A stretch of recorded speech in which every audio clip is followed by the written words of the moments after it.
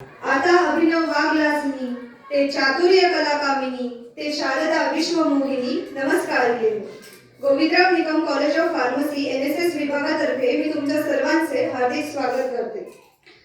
सामर्थ्य हेच जीवन आणि दुर्बलता म्हणजे मृत्यू हा स्वामी विवेकानंदांचा विचार तरुणांच्या मनात रुजवणारे बलशाली युवा हृदय मंचाचे संस्थापक अध्यक्ष माननीय श्री काटकर सर हे आपल्याला नवयुवकांची सामाजिक जबाबदारी आणि त्यांच्या पुढील आव्हाने या विषयावर मार्गदर्शन करणार आहेत. आज आपले परम भाग्य आहे की संपूर्ण महाराष्ट्र ज्यांच्या आवाजाने तरुणांच्या मनात एक अधिराज्य गाजवले आहे असे महाराष्ट्र गाजवलेले वक्ते आज आपल्या राष्ट्रीय सेवा योजना विभागामध्ये आपल्याला मार्गदर्शन करणार आहेत. माननीय श्री शिरीष काटकर सर यांचे अत्यंत अतुलनीय असे कार्य आहे. गेली 20 ते 22 वर्ष ही व्यक्ती बलशाली युवा हृदय मंच याच्या माध्यमातून तरुणांसाठी एक संस्कारक्षम असे उपक्रम राबवत आहे. अभिमानाची बाब म्हणजे आपल्या सह्याद्री शिक्षण संस्थेतून दिला जाणारा सह्याद्री भूषण पुरस्काराचे ते मानकरी आहेत. एक आदर्श नगरसेवक या पुरस्काराने देखील त्यांना सन्मानित केलेले आहे. मी कार्यक्रम अधिकारी माननीय हंगारे मृणाल सर यांना विनंती करते की त्यांनी सरांचे स्वागत करावे.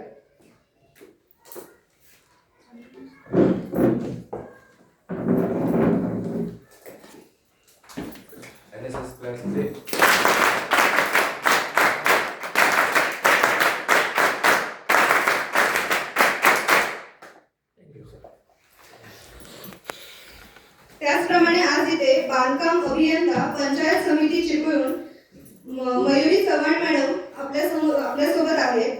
नोकरी सोबत कीर्तनकार म्हणून सुद्धा त्या खूप प्रचलित आहेत. त्या आपली कला जोपासत आहेत. मी कार्यक्रम अधिकारी हंकारे मॅडम यांना विनंती करते की मॅडमने त्यांचं स्वागत करावे.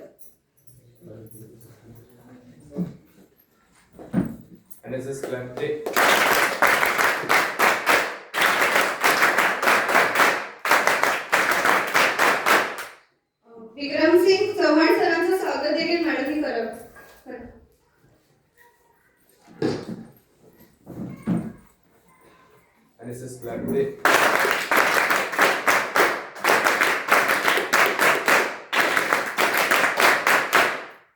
त्याचप्रमाणे अक्षय केदारी सरांचे स्वागत कार्यक्रम अधिकारी मृणाल सरांनी करावं अशी मी त्यांना विनंती करते.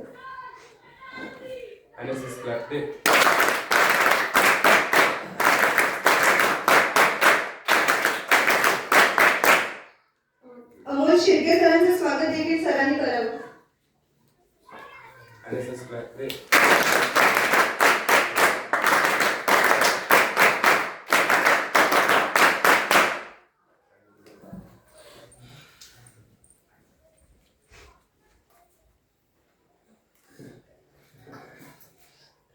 भारताचे भूतपूर्व माजी राष्ट्रपती APJ अब्दुल कलाम यांनी बलशाली भारताचे स्वप्न बघितले होते. ते बलशाली भारताचे स्वप्न अब्दुल कलाम यांनी केवळ तरुणांकडे बघूनच पाहिलं होतं. आणि आपल्या देशात 55 कोटी तरुण आहेत. हीच देशाची खरी ताकद आहे. या देशाचे भवितव्य फक्त तरुणच घडवू शकतात. खरं तर आपल्या भारताचा संपूर्ण इतिहास हा तरुणांनी घडवलेला आहे. मग ते 12व्या वर्षी ज्ञानेश्वरी लिहून पाया घातला. पुढे आपल्याला छत्रपती शिवरायांनी हे राज्य व्हावे ही तो श्रींची इच्छा अवघ्या तरुण्यातच स्वराज्याचे तोरण बांधलं. पुढे आपल्याला स्वातंत्र्य लढ्यात टिळक, यानंतर आगरकर आणि नेताजी असे परत मातृभूमीला सागरा प्राण तळमळला. सावरकरांनी तारुण्यात या देशासाठी समुद्रात उडी घेतली. भगतसिंग सहजपणे हसत फासावर गेले. अशा कितीतरी तरुणांनी या देशासाठी आपले बलिदान दिली, आहुती दिली. आपल्या देशाचा इतिहास हा तरुणांच्या बलिदानाने, क्रांतीने लिहिला गेला आहे. परंतु 21व्या शतकात आपण जगत असताना या तरुणांपुढे नेमकी सामाजिक जाणीव कोणती आहे आणि आजच्या तरुणांपुढे खऱ्या अर्थाने कोणते प्रश्न आहेत याची जाणीव आज आपल्याला व्याख्यानात होणार आहे. आज हा तरुणांच्याकडे क्षमता खूप आहे. मात्र हा तरुण कुठेतरी मोबाईल, व्यसनाधीनता यांमध्ये अडकलेला आपल्याला पाहायला मिळतो. कुसुमाग्रज फारच छान लिहितात की तरुणाईचे बीज वाढवा, तरुरूपी करमणुकीच्या गटार गंगा, त्यात त्याला शाळू नका. मी सरांना विनंती करते की त्यांनी तरुणांचे विषय किंवा तरुणांपुढील आव्हाने याविषयी आम्हाला संबोधित करावे. सर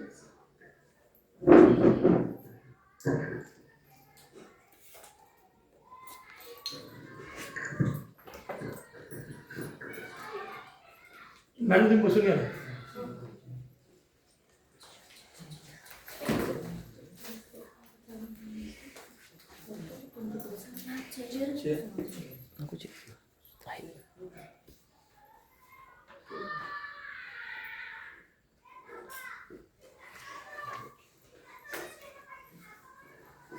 किती वेळ बोलायचे?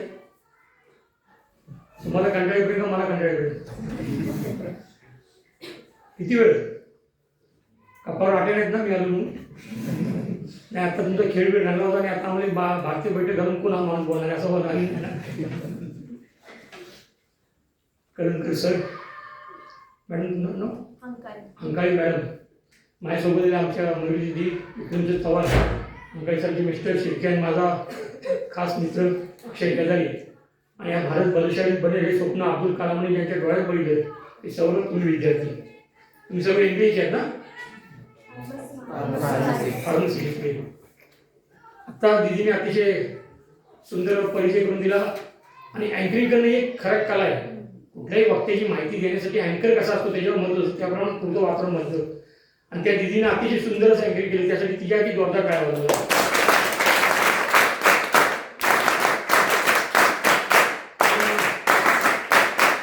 आपल्या पंतप्रधान मोदींनी सगळ्या विषयाला जीएसटी लावले, सगळ्या विषयाला.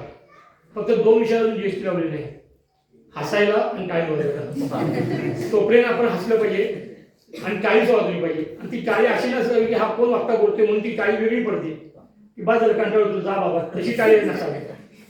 तुम्ही कंटाळणारे बाळांना मला नक्की माहिती आहे. माझा आजचं व्याख्यान क्रमांक आहे 1293. बऱ्याच ठिकाणी मी जातो पण कुठलाही NSS किंवा माझ्याशी पूर्ण होत नाही. मला वाटते मॅडमनी माझं अक्षर टाकलेलं काहीतरी 2 मिनिटाचा व्हिडिओ पाहिला आणि त्यांनी या कार्यक्रमाला मला बोलवलं. तर खरोजी कॉलेजची सगळी किंवा माझी 20 वर्ष आली माझ्याशी कुठल्याही येतात उद्या माझी 2 व्याख्यान आहेत खरोजी कॉलेजला NSSच्या कॅम्पला. आज आपण तरुणांपुढे बोलणार आहे. तरुणांनी नेमकं काय ठरवावं, कोणती दिशा करावी, हा खूप संभ्रम धरून मी म्हणत आहे. आता मला वाटतं 3रं व्याख्यान असेल नाही? किती आहे तुमचं कॅम्प? गुरुवारी सुरू झाला, गुरुवार शुक्रवार शनिवार 3रं व्याख्यान आहे ना? या 6 उद्या तुम्ही शेवट उद्या काय सोमवारी 7 दिवसाचा कॅम्प पूर्ण आहे तेव्हा निवासी आहे. मित्रांनो 7 दिवसामध्ये आपल्याला काय मिळालं, आपण इथून बाहेर पडताना काय बाहेर पडणार हे ठरवायचंही वय आहे तुमचं. आता या वयात तुम्हाला कळणार आहे तुमच्या तरुणांचा शोध. कॉलेजमध्ये आम्ही शिकतो ते फक्त भविष्यातलं अर्थार्जन काय करते त्यासाठी आम्ही शिकतो, नोकरी कशी मिळावी, पैसा कसा कमवावा त्यासाठी आम्ही शिकतो. पण ह्या 7 दिवशी कॅम्पमधनं जे वक्ते येतील किंवा आम्ही सकाळी उठून साफसफाई करतो, गावात स्वच्छता करतो, संध्याकाळी एखादा गावचा कार्यक्रम घेतो आणि आमच्या पिकाला सादर करतो. त्या 7 दिवसामध्ये तुमच्या हृदयामध्ये अशी विचारांची पेरणी झाली पाहिजे की एखादं सकाळी आम्ही झाड लावलं की त्याला पाणी आम्ही 1 तास घालतो पण उरले 23 तास झाड रोपतं, ते वाढतं, ते घातलेलं 1 तासाचं पाणी पुरतं. हे 7 दिवसाचे कॅम्पमधून असे संस्कार भेटले की संपूर्ण आयुष्य आमचं उतरून दिलं पाहिजे. त्यासाठी आमचा कॅम्प आहे. 10 मार्क मिळतात तुम्हाला कॅम्प करायचा नाही. तर भविष्याची माझी आखणी कशी करायची, मला भविष्यात काय बनायचं आहे तर ठरवणार म्हणजे कॅम्प आहे. जे वय तुमचं आता ह्या वयामध्ये आम्हाला काय स्वप्न बघायचे आणि ती स्वप्न दिवसा बघायचे, रात्री झोपेत पडतो ती स्वप्न नाही आहे, दिवसा स्वप्न बघून ती पूर्ण करायची. ती स्वप्न बघायचे वय म्हणजे तरुणाईचा काळ आहे. तरुणाईला नावं खूप ठेवतात पण तरुणाई जर ठरवलं तर खूप काही तरुणाई करू शकते. ती तरुणाई तुम्ही एक लक्षात ठेवा बाळांनो. आजही ती इंद्रायणी वाहते आहे, आजही भामचंद्र रोग तसाच उभा आहे. पण जीवनाचं तत्वज्ञान आपल्या गातीच्या रूपाला प्रभावित करणारा एकही जगद्गुरू तुकाराम आता आम्हाला सुद्धा बघायला मिळत नाही. गाड्या खूप आल्या, इंडिगो आली, टाटाची ज्ञानसो आली, पण समाजाच्या कल्याणी जगभ्रमंती करणारा संत नामदेव आता मला रस्त्यावर फिरताना दिसत नाही. बागायतदार खूप झाले पण कांदा, मुळा, भाजी, अवघी विठाई माहिती म्हणणारा सावतामध्ये आम्हाला शेतामध्ये जर आपताना दिसत नाही. श्रीमंत खूप आले, अब्जाधीश झाले, पण हातात फाटकं गाडगानी झावी एवढी त्याची इस्टेट, पण ज्यांनी जगाला स्वच्छतेची श्रीमंती बहाल केली तो संत गाडगे बाबा रस्त्यावर झाडू मारताना आम्हाला दिसत नाही. आमची मुलं शिकली, जपान अमेरिकेत जाऊ लागली, पण वयाच्या 32व्या वर्षी राष्ट्रप्रेमाने जागेवर फुलला आणि इंद्राणी भीमाच्या काठी निजड्या छातीने मृत्यूला सामोरं जाणारा राजा संभाजी पुन्हा कधी जन्माला आलाच नाही. गरिबाच्या डोक्यावर सुखाचं छत्र असावं म्हणून स्वतःच्या आयुष्याचं रणकंदन करून घेणारा राजा शिवाजी आम्हाला कधी दिसलाच नाही. आमची मुलं हल्ली व्यसनं खूप करतात, तरुणपणी बापाच्या खांद्यावरनं मरणाच्या सणावर जातात. पण शिकागोमध्ये धर्मपरिषद भरली असताना वय 30व्या वर्षी जगातलं पहिलं वाक्य बोला, ज्यांनी पहिलं वाक्य निर्माण केलं माय सिस्टर अँड माय ब्रदर, तो स्वामी विवेकानंद व्हायला तर कोण तयार होत नाही. कालही माणसांचीच गर्दी होती, आजही माणसांचीच गर्दी आहे. पण कालच्या गर्दीमध्ये माणूस एकमेकाला भेटत होता. आजच्या गर्दीमध्ये माणसाला माणूस शोधावा लागतो. तुम्हाला स्वतःला वेदना झाल्या, तुम्हाला स्वतःला दुःख झालं ते कळलं तर तुम्ही जिवंत आहात. पण ज्यावेळी समोरची वेदना, समोरची दुःख आम्हाला कळताना आमचं रूपांतर संवेदत होतं, त्यात तुम्ही माणूस असता लक्षात ठेवायचं. आम्हाला काय बनायचं आहे, आम्हाला काय घडायचं आहे ठरवण्याचा काळ हा सुगीचा काळ म्हणजे तुमचं तारुण्य आहे. आम्ही बिघडलो, बिघडायचं असतंच, पण बीड एक स्वल्पपर्यंत दिला की आम्ही बी घडलो. आम्ही बिघडायचं आहे आणि आम्हाला बी घडायचं आहे. हे घडण्याचा वय तुमचा आता तारुण्याचा काळ आहे, लक्षात ठेवायचं. आई वडिलांनी ह्या गावामध्ये आम्हाला 7 दिवस पाठवले. त्या आई वडिलांच्या विश्वासाला कुठलाही धक्का लागला नाही असं काम आम्हाला करायचंय. मी बोलते तुमच्याशी, तो माझा श्वास जिवंत आहे. माझा श्वास घ्यायला थांबला की मी इथंच कोसळून पडेल. पण तुम्ही तुमच्या आई वडिलांना विश्वास द्यायचा की होय आई, मी जर या गावात आले असले तरी माझ्या चारित्र्याला कुठेही डाग आणणार नाही, अशी मी दिदी वागणार आहे, असा दादा वागणार आहे. त्याला म्हणायचं विश्वास. श्वास आणि विश्वासमध्ये फरक असा आहे, श्वास स्वतःने घ्यायचा असतो जगायला आणि विश्वास दुसऱ्याला द्यायचा असतो. होय आई, तू मला ज्या 9 महिने पोटामध्ये कुशीमध्ये वाढवलंस ना, त्या डाग आणणार नाही असं वर्तन मी करणार आहे. आणि ते ठरवायचा काळ म्हणजे आजचा आमचा 7 दिवसाचा कॅम्प असतो. ह्यातून आम्हाला ठरवायचं आम्हाला काय नेमकं घडायचंय, काय बनायचंय. 720 कोटी लोकसंख्या आमच्या जगाची, पण ओनली वन वे पीस. प्रत्येकाला प्रत्येक रूप दिलं परमेश्वर. मयुरी दिदी एकच, शिरीष काटकर एकच, परत असा पीस बांधलाच नाही. मग मी का नाही बनणार? मी माझ्यासारखी बनीन, मी माझ्यासारखा बनीन. मी इतरांसारखा बनणार नाही बिलकुल. मला मी बनायचं आहे. माझी स्वप्न खूप मोठी आहे. गुळगुळीत काचेवर घोरपड कधीच बसत नाही. ती उंच खबदारी जाऊन बसेल. ती एकदा उंच खबदारी गेली की मग मावळे तिला चढून वर किल्ला सर करतात. मला मी बनायचं आहे. माझ्यातला मी बना करायचा आहे. त्यामुळे अहंकार आपला गेला पाहिजे आणि माझ्यातला राजवंश मला कळला पाहिजे. तो शोध घ्यायचा आहे मला. तो शोध घ्यायचा माझ्यातलं मी कळतो. आकाशातनं पडणारं पाणी ज्यावेळी जमुनीला ढॉक पडतं तेवढी तिरतुर बनतं, ती यमुना आम्ही घरी आणतो. पण तोच दुसरा पावसाचा थेंब कुठेतरी गटारीत पडतो, लोंबकळतो, अडकळतो. पण हे दोन्ही प्रवाह ज्यावेळी गंगेला जाऊन मिळतात ना, तर त्याला गंगा जलाचा गौरव प्राप्त होतो. ती गंगा आम्ही डोक्यावर आणतो काशीवरनं. आम्ही या कॅम्पमधनं जर एखादा कोण मनानं विचार चुकीचे असतील, निगेटिव्ह असतील आणि एखादा उच्च विचार असेल, ते एकत्र आम्ही आलोय आणि कॅम्प म्हणजे आमची गंगा आहे. आणि या कॅम्पमधनं बाहेर पडताना आम्ही गंगा जल होऊन बाहेर पडणार आहे. ज्याने आम्हाला डोक्यावर घेतलं पाहिजे तो गंगा जल आम्हाला बनायचं आहे. आणि एक वाक्य लिहून घ्या वहीत, आवडतं काम करा. तुम्हाला जे काम आवडतं ते काम करा, नाहीतर कामाला आवडतं करा. फिनिश. मला काहीतरी बनायचं होतं पण ते बनता नाही हरकत नाही, पण मी जे बनतोय ना ते मी प्रेम करेन. आवडतं काम करा, नाहीतर कामाला आवडतं करा. बस. हे जग खूप सुंदर आहे बाळांनो. आम्हाला अज्ञानामध्ये सुख असलं पाहिजे. उद्या दिवस कसा आहे आम्हाला माहित नाही, पण आम्ही जगतो ते उद्या दिवस. जर आम्हाला कळलं उद्या काय होणार आहे तर आम्ही आत्ताच म्हणू जाऊ दे, मला माहिती आहे उद्या काय होणार आहे.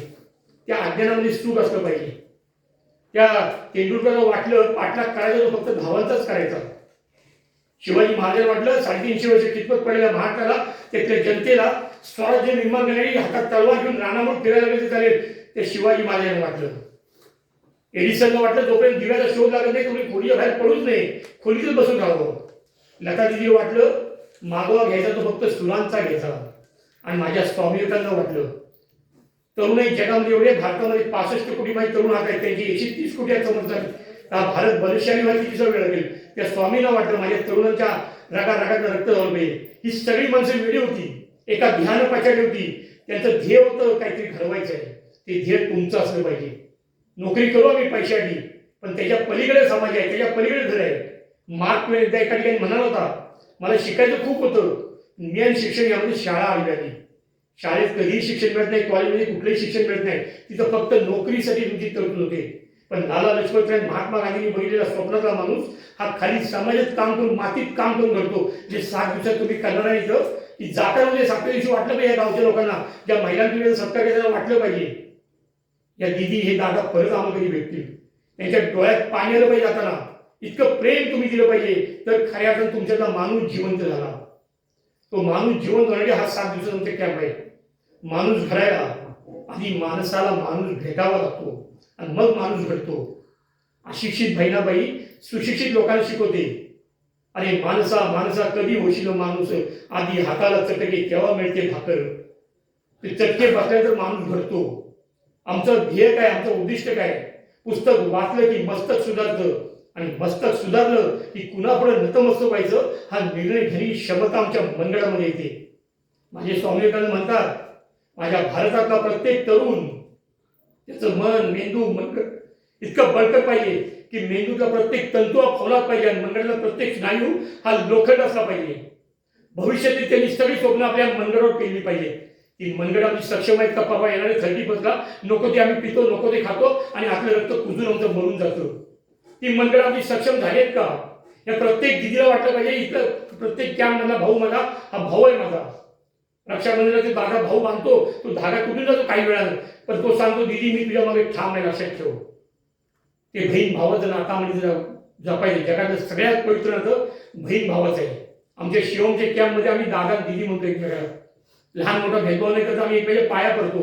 नमस्कार करणं ही आमची संस्कृती आहे. ते आमच्या आईनं आमच्या गर्भामध्ये दिलेले संस्कार लक्षात ठेवायचे. आणि त्यामुळं अभ्यास तर करायचा आहे, पण सर्वात महत्त्वाचं मला माणूस घडायचा आहे आणि समाजामधल्या शेवटच्या माणसापर्यंत जोपर्यंत वंचित घटकापर्यंत माझ्याने न्याय देण्याची प्रक्रिया होत नाही तोपर्यंत मी सतत कार्यमग्न राहणार आहे. त्यासाठी माझा जन्म झालाय. परमेश्वरानं मला जन्माला घातले म्हणजे माझ्यातून काहीतरी करायचं आहे. खुशबू नावाची पोरगी होती 10वीला, चालू होती पुण्याच्या रस्त्यावरनं. डिसेंबर महिना होता. नाव काय ठेवलं आईवडील? खुशबू. नावामध्ये जो दरार असतो खुशबू. मागं ट्रक आला आणि त्या दिदीला आमच्या ओढून चेन्नई नाही झालं. तिला ससूनला ॲडमिट होती, जगली पण ॲडमिट होती ससूनला. काही मैत्रिणी गेल्या, रडल्या बघून तिला. तिचे सगळे हाल बघून रडल्या. तेवढ्या रडताय कशा तुम्ही? ज्या ती माझा ॲक्सिडेंट झाला तरी तो मला जगवलंय परमेश्वरानं. म्हणजे त्याला माझ्यातून काहीतरी करायचं आहे महान कार्य म्हणून त्यांनी मला जगवलंय. अरे फेब्रुवारीत आपली परीक्षा आहे. 2 महिन्यात मी एवढा अभ्यास करेन ना की 85% मार्क मिळतील. कॉन्फिडन्स काय असतो बघा तुम्ही. त्या खुशबू नावाच्या मुलीच्यामध्ये कॉन्फिडन्स होती. मी 2 महिन्यात अंतरातून उठीन आणि अभ्यास करून दाखवून देईन. त्या राजाला राजांडच नव्हता. स्पर्धा झाली की 8-9 वर्षाचा मुलगा शोधायचा राजा बनायला, राज्याभिषेक करायला. कारण आमच्यात दम नाही ना राजा बनायचा. पोस्टात एखादं कारकून एखादं बेंचला बांधकाम आम्ही जायचं किंवा कुठे आम्ही जायचं, आम्हाला आमचं हायकोर्ट बँकेत कुठे आम्ही ऑफिसर जवळपास संपल्या स्वप्न. पण मी कलेक्टर बनीन, मी टॉपचा माणूस बनीन, यांची स्वप्नच नसतात कधी मोठी म्हणायची. ती कमिटी जायची प्रत्येक गावात ती राजा बघायला. कमिटी आता येईल तुमच्याकडं, तुमचे जे राहुल मराठे वगैरे येतील ना कमिटी बघायला. काम कमी आणि टी असं केलं त्यामुळे कमिटी. ती कमिटी येते प्रत्येक गावात किंवा आम्ही जरा कोंबडे गाव कुठे हे करते करतो आम्ही. ती कमिटी प्रत्येक गावात जायची. पण राजा बनायची कोणी हिंमतच नव्हती. जो तो येता आई वडील शिकवले पाय खाली घासणार माती आणि बोलायला निघून जायचा. त्या एका डोंगराने 8-9 वर्षाचा पोरगा होता. आजोबा म्हणला त्याला, बाळा तिकडे राजावाणी परीक्षा आहे, तुला जायचं नाही काय? स्वच्छ आंघोळ केली, तिथं पॅन्ट फाटली ती शिवली आणि शेवटचा निरोप गेला. शेवटचा मुलगा उरलाय. हल्ली ह्याला सोडून सगळ्याला स्टे मिळतो. एवढे स्टे घ्यायला नको, पाठवा त्याला. कंटाळली ती कमिटी. तो चालत आला माझ्या सुभाष बाबू सगळ्या. सुभाष बाबू जशी चालली ना ऐकला डवलत तसा चालत आला. चालत आला काळवीट सगळ्या जंगलात बघा काळवीट कशी फौज घेऊन चालतो. सगळी फौज माग असते आणि राहायला उभा माझ्या स्वामी विवेकानंद सरकार. स्वामीची माझी पोज अशी आहे. कमिटी कंटाळली. त्यांनी एकच प्रश्न विचारला, ते तू का आलायस? आणि ज्यांनी प्रश्न विचारला ना त्याने डोळ्यात डोळे घातले त्यांनी. आणि तो म्हणाला, मी राजा बनायला आलोय बस. असं उत्तरच कुणी दिलं नव्हतं. आणि कमिटी उतरली, डोक्यावर घेऊन नाचली त्याला. ही सांगीवणी गोष्ट नाही बाळानं कुठली. बडोदीचे संस्थानिक सयाजीराव गायकवाडांची कथा आहे. 9व्या वर्षी कॉन्फिडन्स काय, मी राजा होणार आहे. आणि बडोदीचे संस्थानिक सयाजीराव गायकवाड त्या संस्थांचे राजा झाले. आम्हाला काय व्हायचंय ना हा ठरवायला काम आहे तुमचा तरुण आहे, लक्षात ठेवा. जे एकदा इथं निघून जातं ना ते तरुण आहे आणि जे एकदा इथं जात नाही तो वृद्धाप काळ आहे. हे अंतर म्हटलं सूक्ष्म अंतर ओळखायचं बाळानं. माता आम्हाला जन्म देते आणि शेवट आमचा मातीमध्ये होतो. माताला फक्त रफा दिला ना की माती बनते त्याची. इकडे जन्म आम्हाला माता घालते आणि शेवट मातीला सगळा प्रदीर्घ प्रवास आहे ना तो सद्वर्तन झाला पाहिजे, सद्विचार झाला पाहिजे, संजीवन फुललं पाहिजे आणि सह जीवनातून झाला पाहिजे. तो आमचा प्रवास असला पाहिजे आयुष्याचा. मी दिसतो कसा, मी दिसतो कशी महत्त्वाची नाहीये. ते फेरायला लावले निघून जाणार आहे आयुष्यातलं. अरे आईना क्या देखते हो, खुद आईना बनून जिसमें लोक आपली तस्वीर देते. आरशापुढे उभं राहून स्वतःला 3-3 तास मेकअप करण्यापेक्षा असं बनायचं की लोकांनी आपल्या डोळ्यात आपला चेहरा बघावा. ते बनायचं. एका मुलानं 5 माशा मारल्या. बाबा बाबा मी 5 माशा मारल्या. बाबा त्यात कौतुक काय? शाळेत शिक्षक रिकामी असलेली माशाच मारतात. नाही बाबा त्याच्यात 3 माशा मुली आहेत आणि 2 माशा मुलं आहेत. बाबा म्हणे एवढीशी माशी मला नाही करायची कधी. तुला कशी कळली ते 3 माशा मुली आहेत? बाबा ते 3 माशा आरशावर बसवल्या. आम्ही मेकअप करत बसतो आयुष्यभर.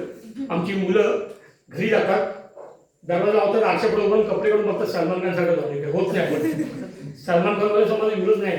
136 कोटी लोकसंख्येमध्ये सलमान खान एका रात्री घडत नाही. प्रचंड आत्मविश्वास लागतो सलमान खानला. त्याच्या पलीकडे आहे माझा अब्दुल कलाम. मध्यदेशात शिकला, होळी पलीकडे गेला आणि कुठली जात नाही, पैसा नाही, पक्ष नाही, पंत नाही, पण स्वतः ताकदीवर राष्ट्रपती पदावर तो आमचा अभिमान असू शकत नाही का? तो आमचा आदर्श असू शकत नाही का? 9 महिन्याची पोट पाठला बांधून भर रणांगण उतरणारी झाशी राणी ही माझी अभिमान असू शकत नाही का? 12 वर्षाचा मूल तो नायकिनीचा नाच बघलेला म्हणजे कानफडक मारला जिजाऊनी म्हणून तो शिवबाचा शिवाय झाला. तो आमचा अभिमान असू शकत नाही का? दिदीनो लक्षात ठेवा, लता मंगेशकरला एक सुंदर प्रश्न विचारला एका पत्रकाराने. लता दिदी, तू गायन क्षेत्र गेलीस तर काय झालीस?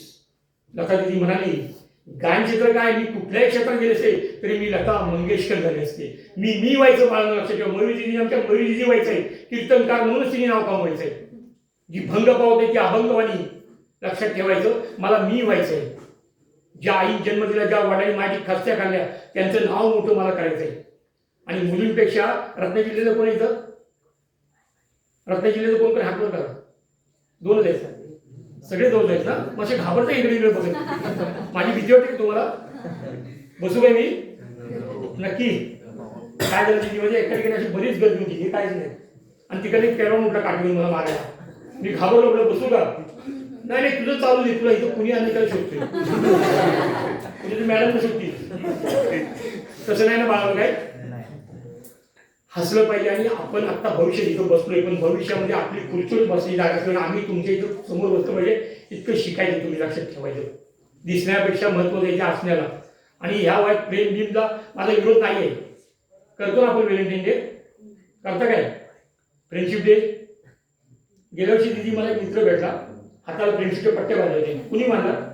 राकेश, रमेश, सूरज, राजेश यांनी बांधले. यंदा भेटली कुणी बांधला? सलमान, शाहरुख, अक्षय यांनी बांधले. म्हणजे मित्र बदल एका वर्षात.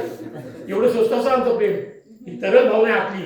असं प्रेम रस्त्यावर नसं ओसून टाकायचं. मग आम्ही ज्ञानेश्वर टीका नाही करत, आम्ही तुकाराम टीका करत नाही, आम्ही मदर टीका करत नाही, आम्ही फादर टीका करत नाही, आम्ही साडी डे करतो, आम्ही रोज डे करतो. परदेशीची संस्कृती आम्ही आमच्याकडे आत्मसात करतो, पण आमची संस्कृती का आम्ही विसरत करतो? ती संस्कृती आम्हाला आत्मसात केली पाहिजे. आम्हाला पुस्तकं वाचली पाहिजे. पुस्तकं कुठली वाचावी, एवढी पुस्तकापेक्षा आम्हाला कुठल्या पुस्तकाचं ग्रहण करायचं हे ठरवण्याचा काळ नाही तुमचा काळ आहे. पुस्तकं सगळ्या जगात मित्र नाही. पुस्तक वाचलं की तुम्हाला सगळं जगातली माहिती मिळते. नसेल एखादा मित्र हरकत नाही, पण त्या पुस्तकावर आम्ही मैत्री केली होतं. आणि निगेटिव्ह विचार कधीच ठेवायचे नाही. कायम पॉझिटिव्ह. अर्धा ग्लास रिकामा नाही, अर्धा ग्लास भरलेला आहे म्हणायचं. एक मुलगी मस्त नटली थकली आणि कार्यक्रम चालू होती. 2 तास मेकअप केला आणि माझ्याकडे सगळे बघतील मी कशी दिसते. त्या कार्यक्रमाची चालू होती, मस्त वेळी सजली होती एकदम. जेवढा मेकअप करायचा केला होता. अचानक एक कबूतरवरनं शिकलं आणि इथं घाण झाली. तुमच्या नटणारी मुलगी असेल म्हणजे शी आता घाण झाल्यावर घरी येऊन कपडे बदलते. ती निगेटिव्ह मधनं पॉझिटिव्ह शोध होती मुलगी. नकारात्मक मग सकारात्मक असं शोधायची. ती मुलगी म्हणली, अरे हलकंसं कबूतर शिकलंय ना, हत्ती शिकला असतं तर, हत्तीला पंख असते, हत्ती शिकला असते, ती मुलगीच जाय झाली असते ना. तर प्रत्येक गोष्टीतनं आम्हाला निगेटिव्ह मधनं सकारात्मक कशी शोधता येते. जगामध्ये अशक्य काहीच नाही. इम्पॉसिबल म्हणजे आय एम पॉसिबल म्हणायचं. मला सगळं शक्य आहे जगामध्ये, कायम मी पॉसिबल आहे. लक्षात ठेवायचं. सायन्समधल्या विद्यार्थ्यांना तुम्ही 3 वाक्य सांगतो मला सांगायचं. मी आजारी नाही, पॉझिटिव्ह का निगेटिव्ह वाक्य? मी आजारी नाही, पॉझिटिव्ह. मी निरोगी आहे. आणि 3रं वाक्य, माझं शरीर आरोग्य संपन्न आहे, पॉझिटिव्ह. पहिलं वाक्य काय? मी आजारी नाही, आजार नाही 2 शब्द निगेटिव्ह आहे. दुसरं वाक्य, मी निरोगी आहे, मी निरोगी 2 शब्द निगेटिव्ह आहे. आणि 3रं वाक्य आहे, माझं शरीर आरोग्य संपन्न आहे. माझं सगळंच पॉझिटिव्ह आहे ना. मग आजोड का? सकाळी बरी होती, दुपारी चांगली आहे, ठीक आहे. आता बरी नाही, मी 24 तास चांगलाच आहे, मी 24 तास चांगलीच आहे म्हणायचं. कायम विचार करायचा. आम्हाला घाटमाता लागला, मला चक्कर येते, उलटी येते, ती येणारच उलटी. कारण आमचं मन सांगतं आधी तुम्हाला. मन तुमच्या असं आजूबाजूला भूताकडे फिरत असतं. तुम्ही जे मनात ठेवता ना ते तुम्हाला लागतं. त्यापेक्षा एखादा 80 वर्षाचं म्हातारा, एखादी म्हातारी बाजूला बसली त्याला बघायचं. सुरकुत्या पडेल म्हातारीला, अर्धी लाकडे गेली तरी आज हसते म्हातारी. आणि मग कधी घाट संपला कळत नाही. थिंकिंग पॉझिटिव्ह कायम ठेवायचं. मला कायम पॉझिटिव्ह वाटलं पाहिजे. 1000 वर्ष सफरचंद पडत होतं, पण त्यात न्यूटनला कळलं गुरुत्वाकर्षण कशाला म्हणतात. तो शोध त्यांनी लावला. आम्हाला काहीतरी घडवायचं आहे ना, ते वय. जन्माला आलो, खाका खाऊन गेलो, का जगण्यासाठी खाल्लं का खाण्यासाठी जगलो. लांबी नाही बघायची आयुष्याची, डीप खोली बघायची, किती जगलो म्हटलं नाही, कशासाठी जगलो. 50 वर्षात माझा शिवाजी राजा निघून गेला. 42 वर्षात माझी कल्पना चावला निघून गेली. गेलो जी आकाशात फिरायला. आणि 16 दिवस झाले ना, आकाशातील पहिलं विमान 2 फेब्रुवारी 2003 खाली आलं. आता 16 मिनिटं उरली ती दिदीला आमच्या विमान उतरला आणि आकाशातील परी आकाशात निघून गेली. कल्पना चावला तिच्या वडिलांवर मी 3 दिवस होतो. बनवाड्याला चावला गेल्याची वागले पिताजी. ती कल्पना चावला न्यूयॉर्कला तुम्हाला जायला कधी संधी मिळेल अमेरिकेच्या, तिथं मुद्दाम जावं. तिथल्या न्यूयॉर्कच्या शहरामध्ये कुठल्याही रस्त्याला, कुठल्याही गल्लीला, कुठल्याही चौकाला नाव नाही. ए गल्ली, बी रोड, सी चौक असे आहेत. पण मधला चौक आहे ना, त्याचं नाव आहे कल्पना चावला चौक. माझ्या दिदीने झेंडा अमेरिकेत लावला, लक्षात ठेवा. ती कल्पना तुम्ही बनायचं. त्या वडिलांबरोबर मी 2 दिवस राहिले बनवाड्याला चावला. ती माझी दिदी 42 वर्ष निघून गेली. 39 वर्ष 5 महिने आणि फक्त 24 दिवसात माझा स्वामी विवेकानंद निघून गेला. प्रचंड देखणा होता माझा स्वामी. 32 वर्षात माझा राजा संभाजी गेला. 108 लढाई गेला, एकही लढाई आला नाही. तो माझा 32 वर्षात संभाजी राजा गेला. आणि 23 वर्ष 5 महिने आणि फक्त 26 दिवसात माझा भगतसिंग शहीद झाला. ही सगळी माणसं 50च्या का जातात? का ते तिथं बिघडलं असेल म्हणून त्याने परमेश्वर बोलून घेत असेल. सरळ वाढणारी झाडं सुद्धा जंगलातली ती लवकर कापतात. आणि आमच्यासारखी वेळीवाकडी झाडं वाढतात ना, ती नुसतंच वाढत जातात. त्याचा उपयोग घेपेल होत नाही, बांधकाम होत नाही, फक्त जळणार होतो. मला सरळ वाढायचं आयुष्यात का वाकडी तिकडे वाढायचं ठरवायचा काळ म्हणजे तुमची तरुण आहे बाळांनो. ती तरुणी तुम्हाला सांगते की मला काय भरायचंय, मला काय बनायचंय. ओनली वन एकदा जन्म घेतलाय तर काहीतरी करून दाखवायचंय मला. फक्त 15,000 रुपये घेऊन तो मुंबईत आला होता. 15,000 रुपये, पण स्वप्न होतं कर लो दुनिया मुठ्ठी में. आणि त्यांनी त्याचं कंपनीचं स्लोगन लिहिलं, कर लो दुनिया मुठ्ठी में. धीरूभाई अंबानी एअरलाईनचा मालक 15,000 रुपये घेऊन आला. माझे वसंतराव पाटील 7वी नापास, 2 वेळा महाराष्ट्राचे मुख्यमंत्री झाले आणि राजस्थानचे एकदा राज्यपाल झाले. सचिन तेंडुलकरचा आजही 12वीचा इंग्रजी पेपर राहिला, त्याला कुठेही अडचण आलेली नाही. अमिताभ बच्चन आम्ही एवढा म्हणतो, पण 14व्या वर्षी त्याला डायबिटीज झाला हे आम्ही विसरून जातो.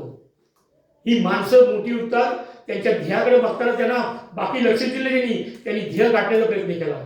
माझा स्वामी विवेकानंद म्हणायचे, तो सूर्य सुद्धा माझ्या तेजात तळतो. एवढे उच्च विचाराचा स्वामी विवेकानंद माझ्या भारतात जन्माला आला. सुभाष बाबू 40 कोटी लोकसंख्या असताना एकट्याला बाबूला वाटलं हा देश स्वतंत्र करावा. ती रात्र का शेवटची रात्र कलकत्त्यातली, काय वाटलं असेल ना बाबूंना. म्हणजे जायचं आझाद हिंद सेना स्थापन करायला. आईला जननी मला रोज वाटीत तिळाचं तेल घेऊन बाबू घासायची पायगो जायची रोज. काय हालत झाली त्या रात्री बाबूंची. जायचे देश सोडून कायमच. आपल्या वहिनीला म्हणले, तुझी माझी भेट स्वातंत्र्य मिळाल्यावर. पत्नीला म्हणाले, आता मी तुला भेटीन गेले माहित नाही मला. खाल्लं पुतणी हॉर्न दिसते गाडी, चला बाबू वेळ झाली जायची. बाबू निघाले आणि पलीकडे पहिले जननीमा झोपली होती आई. काय घालमेल झाली असेल ना बाबूंची. एकदा जाऊ का माझ्या आईकडं, एकदा तिळाचं तेल घेऊन आईला माझ्या पायाला चुळू का माझ्या आईला. एकदा परत दर्शन ना माझ्या आईचं. केवढी घालमेल झाली ना बाबूंची खिडकीतनं बघताना. एकदाच माझ्या आईच्या पायाला होतो. पण तेवढं आपली माझी मोठी आई, माझा भारत माता, आडकाड बाबू उतरले ना, ती गेली ती परत आलेच नाहीत बाबू आमची. 6.5 लाख लोक जेवढी मेली ना, तो देश स्वतंत्र झाला. ती सस्ती नाही मिळाली आम्ही आजादी. 6.5 बायकांचं कुंकून गेलं, पांढरं कपाळ झालं ना, तेव्हा देश स्वतंत्र झाले. स्वातंत्र्य, समता आणि बंधुत्वाची 3 रुपये ती आमची. आता येईल 26 जानेवारी, झेंडा उंचा रे आमर, गाणं म्हणतो आम्ही, देशने फुलका आमच्या. 15 ऑगस्टला गाणी म्हणतो आम्ही, झेंडा उंचा रे आम्हाला. स्वातंत्र्य आमच्या अंगातून नसन धावतं. पण वर्षाचे 2 दिवस, 26 जानेवारी नंतर 27 जानेवारी येते, 15 ऑगस्ट नंतर 16 ऑगस्ट येतो. ज्या 26 जानेवारीला मी झेंड्याला सलाम केला, तो 27 जानेवारीला झेंडा कुठेतरी गटारीत पडलेला असतो. कधी उचलतो का आम्ही, उतरायचं, कपड्याला घाण होते, गटारीत असं धुवायचं. आणि ज्या कॉलेजला शिकतो ते तर सर, ही माझी देशाची अस्मिता आहे, तिरंगा हा, हे स्वातंत्र्य, समता, बंधुत्व असं कुठे पडलं होतं सर. तो माझा देशप्रेम असलं पाहिजे. 365 दिवस तर खऱ्या अर्थाने मी या देशामध्ये जगण्याच्या पात्र आहे, लक्षात ठेवायचं. भगतसिंग माझा 23 वर्षात निघून गेला. देखणा होता, हिरवा होता माझा भगतसिंग. त्या भगतसिंगला जेलमध्ये 5 किलो वजन वाढलं होतं. एखादा माणूस घाबरून मृत्यू आणून मरून जाईल आधीच घाबरून, पण 5 किलो वजन वाढलं होतं भगतसिंगचं. 5 पुस्तकं लिहिली भगतसिंगनी. असेंब्लीमध्ये बॉम्ब टाकला बटुले दत्त आणि भगतसिंगनी, आणि बॉम्बस्फोट झाला आणि भगतसिंगला सुखदेव राजगुरूला अटक झाली. फाशीची शिक्षा सुनावली 24 मार्च 1931. 1 मार्चला तिघांच्या आया भेटायला गेल्या जेलमध्ये. तिघांच्या आया म्हणल्या, भगतची आई म्हणली, माझ्या भगतसिंगला मला भेटायचंय, आणि रडली आई. आणि भगतसिंग म्हणला, रडणारी आई मला नकोय, उद्या म्हणायला नको अरे ही वीर पुत्राची आई नव्हे, हा रडणारा भगतसिंगनी जन्म घातलाय. आणि तिने आई न रडता तिथून निघून गेल्या. 20 मार्च 1931. 3-4 दिवसांनी 3 मुलं जग सोडून जाणार. त्या 3 आयाची कोक उजाडणार. 3 आया गेल्या जेलकडे. बघायचं, भेटायचं आमच्या मुलांना, शेवटचं दर्शन घ्यायचं आमच्या मुलांचं. गेलं मला बिलकुल नाही, परवानगी नाही तुम्हाला भेटायची, नाही मी भेटून देणार. रडल्या गायबा केल्या. तो जेलर म्हणला, फक्त एक आई, 5 मिनिटं तिला देतो मी भेटायला, एक आई. कसल्या आया होत त्यांच्या. खरं तर प्रत्येक आई भांडे पाहिजे, मी जाते माझ्या मुलाला बघायला, पण ह्या जन्माला घातली होती ना, ती सेवाची आवड घातली होती जन्माला त्यांनी.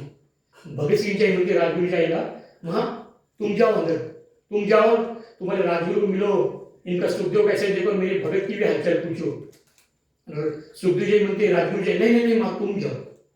तिघं भांडत बसल्या. आपले मुलगा दिसणार नाही आपल्या 24 तारखेला, आणि ते तिघं आहे भांडते, तुम्ही जाऊ तुझा मुलगा बघ म्हणून. केवढं धाडस. आणि वेळ संपली, 5 मिनिटं जेलर म्हणलं, आता तुम्हाला कुणालाही भेटून देणार नाही. मग भगतसिंगची आई म्हणली, तिघांना फाशी देताना माझ्या भगतला आधी 1 मिनिट फाशी द्या, तो पुन्हा 1 मिनिट लवकर येईल धर्तीवर, आणि तुमचा बदला घेईल. 22 मार्च 1931. 24 तारखेला फाशी जाणार. रात्री ब्रिटिश सरकारची गुप्त बैठक झाली. 24 तारखेला फाशी जगामध्ये सकाळी देतात सूर्योदयानंतर. नियम आहे त्याचा, सूर्योदय झाली फाशी द्यायची. हजारो सैनिक होते ते जेलच्या पुढं, आणि ज्या जेलमध्ये होते तिघं, तिथे एकच भिंत होती, मागणं सगळी भिंत आणि एकच दरवाजा. त्या दरवाजानं आत जायचं, त्या दरवाजानं बाहेर यायचं, एकच दरवाजा. आणि ब्रिटिश सरकार घाबरलं. जर सकाळी फाशी दिली तर हजारो सैनिक बाहेरचे जमलेले हिंदुस्थानी लोक आधी तिला आपल्याला मारतील. निर्णय झाला, उद्या 23 तारखेला संध्याकाळी गपचूप फाशी द्यायची. दिनेश सिंग नावाच्या एका अधिकारी झाले, तयारी करून द्यायची फाशीची. तो म्हणा, का 24ला फाशी आहे ना, आई पाहिजे ना पाणी पाजायला, भाऊ पाहिजे ना खांदा घ्यायला, वडील पाहिजेत ना अग्नी द्यायला, आम्ही कायदा करतो, आम्हीच बनवतो, तू तयारी कर फाशीची. तो मी करणार नाही, मग त्याला जेलमध्ये टाकलं. त्याच्या आधी भगतसिंगला एक म्हटला होता मित्र, भगतसिंग फाशी द्यायचं माफी मागणार. अनेक कैदी माफी मागतात फाशीची आणि सुटतात. त्यांना 8 एक असते ब्रिटिश सरकारची, घ्यायचं पण देशासाठी काय करायचं नाही, शेतीमध्ये काम करायचं. तू माग ना माफी, आणता ना आई वडील सेवा कर, कशाला राहू दे दिसतो. तर भगतसिंग म्हणला होता, मी माफी मागितली ना की कुठल्या आईला वाटत भगतसिंग सारखा पोरगा जन्माला हवा. माझी इच्छा अशी आहे की भर रणांगणात, उड्या रणांगणात मला गोळ्या घालून ठार मारा, माझे हात बांधू नका. आणि मरायला सामोरं जाताना मी कसा हसत मरतो ते बघून ब्रिटिश सरकारला कळेल, आणि प्रत्येक मुलाला वाटेल की मला भगतसिंग व्हायचं, असं मला मारायचं आहे. मी जर फाशी पाहिली तर माझ्याला कमकुवतपणा समोर येईल, आणि कुठल्या आई वाटणार नाही भगतसिंग सारखा मुलगा जन्माला यावा. मला असं मारा की प्रत्येक आईला वाटेल येणारा माझा मुलगा कोकमधनं भगतसिंग म्हणून जन्माला यावा. देखणा होता मुलीचं मागे लागायचं आहे. प्रचंड हिरो होता भगतसिंग, पण ह्याच इश्क प्रेम मान नाही करायचं. याच्यात मला अडकायचं नाही, कुठल्या एका सुंदर मुलीचं मला आयुष्य बर्बाद नाही करायचं. 22 मार्चला निर्णय झाला. 23 तारखेला संध्याकाळी गपचूप फाशी द्यायची. 23 तारखेला सकाळ वाजल्याची. 22 तारखेला सकाळी 11 वाजता भगतसिंगनी आपल्या प्राणाला नेता वकिला सांगितलं की मला कॉम्रेड लेनिन ज्यांनी रशिया 1917 स्वातंत्र्य केला त्याचं मला आत्मचरित्र वाचायचं आहे. 24ला सकाळी फाशी आहे, आणि 22 तारखेला हा मुलगा कॉम्रेड लेनिनचं पुस्तक मागतोय वाचायला. मरताना माणूस देवाचं नाव घेईल, आईवडिलांचं नाव घेईल. तो तर देव कधीच मानत नव्हता. भगतसिंग म्हणतो देव असेल ते गरीबाला का मारला, तर एखाद्या श्रीमंतांनी गरीबाची मुली लुटून नेऊन तिच्यावर बलात्कार करतात, देव कुठे आहे तो. 22 तारखेला त्याला पुस्तक मिळालं 11 वाजता. वाचत गेला 23 तारखेची सकाळ उलटली. 23 तारखेला सकाळी कळलं भगतसिंगला आपली फाशी उद्या 24 नाही, आज सगळी फाशी आपली. चेहऱ्याची रेषा आली पटक्याची घ्या. फाशीची वेळ आली. फाशी देणार जल्लाद त्या खिडकीपुढे आला. आज तिघं होते. चलो सरदार तुम्हारा वक्त आ गया. तो भगतसिंग म्हणला मेरे दोस्त, अरे मेरे यार रुक जाना 5 मिनट, मेरे किताब के आखिरी 4 पन्ने बाकी वो मैं पढ़ रहा हूँ. शेवटची 4 पानं वाचतो भगतसिंग. 5 मिनिटांत मारणार आहे मुलगा आणि पुस्तक वाचतोय. अरे काय घेऊन चालवतो माझा भगतसिंग. फाशी समोर दिसते आणि हा पुस्तक वाचतोय. तिघं निघाले. उजवा बाजूला राजगुरू, डावीला सुखदेव. 3 जवान फाशीच्या तख्ताकडे गाणी म्हणत चालले. मेरा रंग दे बसंती चोला. बसंती म्हणजे मातृभूमी, रंग म्हणजे माझा खून, सगळ्या मातीत माझा मिसळू दे. 3 जवान मस्तपैकी डौलदार चालत चालले. ब्रिटिश सरकार म्हणले तिघं फाशीला चालले, याला भीती वाटत नाही, जल्लोष करतायत, आनंद घेत आहेत. तेव्हा भगतसिंग म्हणला मॅजिस्ट्रेट साहेब तुमच्याकडे भाग्यवान तुम्हीच. 3 जवान देशाच्या क्रांतीसाठी, देशाच्या उन्नतीसाठी फासवत झाले, हे बघायला भाग्य तुम्हाला तुमच्याकडे भाग्यवान तुम्हीच. 3 जवान गाणी म्हणत त्या फाशीच्या तख्तावर चढले. आखिरी इच्छा क्या है तुम्हारी? कुछ नहीं. हात छोडो गले लागले. हात छोडले. तिघांनी मिठ्या मारल्या. इन्कलाब जिंदाबाद, फिर मिलेंगे. भगतसिंग म्हणला फाशी देणार जल्लादला. तो लढत होता जल्लाद. हजारो फाशी दिली आपण. हे 3 देवदूतांची फाशी माझ्या हातून नको. परमेश्वर अल्लाह तू कुठं असेल तर खाली ये रे आणि तिघांची फाशी कॅन्सल कर, रद्द कर. स्वतःच्या हातानं ते काळं कापडा लावून घेतला. भगतसिंग स्वतःलाच टाकून घेतलं. चल जल्दी चल म्हणजे नाही लागणार. तिकडून रुमाल हल्ला आणि फाशी देणारा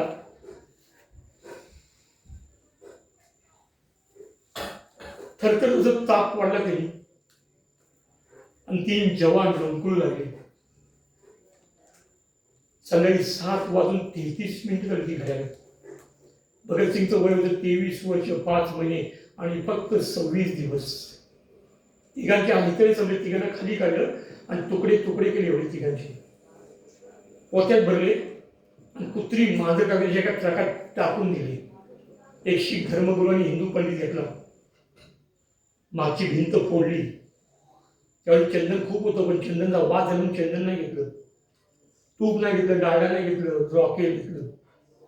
आणि तो ट्रक पळवत पळवत 60 किलोमीटर पाकिस्तानमध्ये फिरोजपूर नावाचं गाव आहे तिथपर्यंत पळवत गेला. बारका भाऊ कुलबीर, वडील भाषण करतात बाहेर, किशन सिंग. पिताजी रुक जाइए. भगत गए पिताजी भगत को फांसी हुई अभी. तो भाग चुप मत बोल किसी को. जर लोकांना बोलत तर लोकांना राग आला तर लोक आदतीने ब्रिटिश सरकार सगळ्यांना गोळ्या मारेल. पोरगात गेले बाप म्हणतोय गडबड करू नका, उद्या फाशी भाषण करतोय बाप. थोड्या वेळानं गवळी गेला दूध घालायला. त्यांनी पहिले 3 जवान आपले हिरो फासवले गेले. मग तो ओरडत झाला आपले हिरो को फाशी हो गए. मग लोक चिडली. लोकांनी हातात मशाली घेतल्या आणि फिरोजपूरला पाठलाग केला. आई नव्हती, वडील नव्हते. शेवटच्या क्षणी तुकडे होते कुत्र्यासारखे टाकले त्या चितेवर. तोंड कुठं पाय कुठं माहीत नव्हता. काळी लावली. चटके जरा कुठे त्या कोवळ्या पोरांना बसवते आणि बघितलं की हजारो हिंदुस्थानाचे लोक पाठलाग करीत आहेत. घाबरलं ब्रिटिश सरकार आणि तिघांचे तुकडे काढले आणि एका नदीत टाकले. तिथं बाजूला सतलज नावाची नदी वाहते पाकिस्तानात. त्या नदीत टाकून पळून गेले. शेवटचा अग्नी भेटला नाही माझ्या जवानांना. आजही पाकिस्तानमध्ये भगतसिंगचे प्रत्येक पानपट्टीवर फोटो लावले. शेवटच्या श्रेणीत 3 हिरोंना आपल्या अग्नी भेटाने बाळगलो. हे तुम्हाला का सांगतोय, भगतसिंग शहीद झाला म्हणून आम्ही आज इथं सुखात जगतो. हा देश स्वतंत्र करण्यासाठी ज्यांनी प्राण जाऊ दिली त्यांच्यासाठी आम्हाला जगायची जाणीवाच्या कक्षात रुंद झाली पाहिजे. प्रचंड मोगल्या असताना माझ्या राजानं स्वराज्य निर्माण कसं केलं. राजा कधी म्हणे नाही हे राज्य माझं. राजा म्हणले हे राज्य होय श्रींची इच्छा आहे. रस्त्यावर डांबर बसली. आता येताना पहिला रस्ता की पुढल्या वर्षी खडी बाहेर येते. पैसे खाण्या चोऱ्या होतात. बांधलेला पूल पावसाला बघून घाबरतो कोसळून पडतो.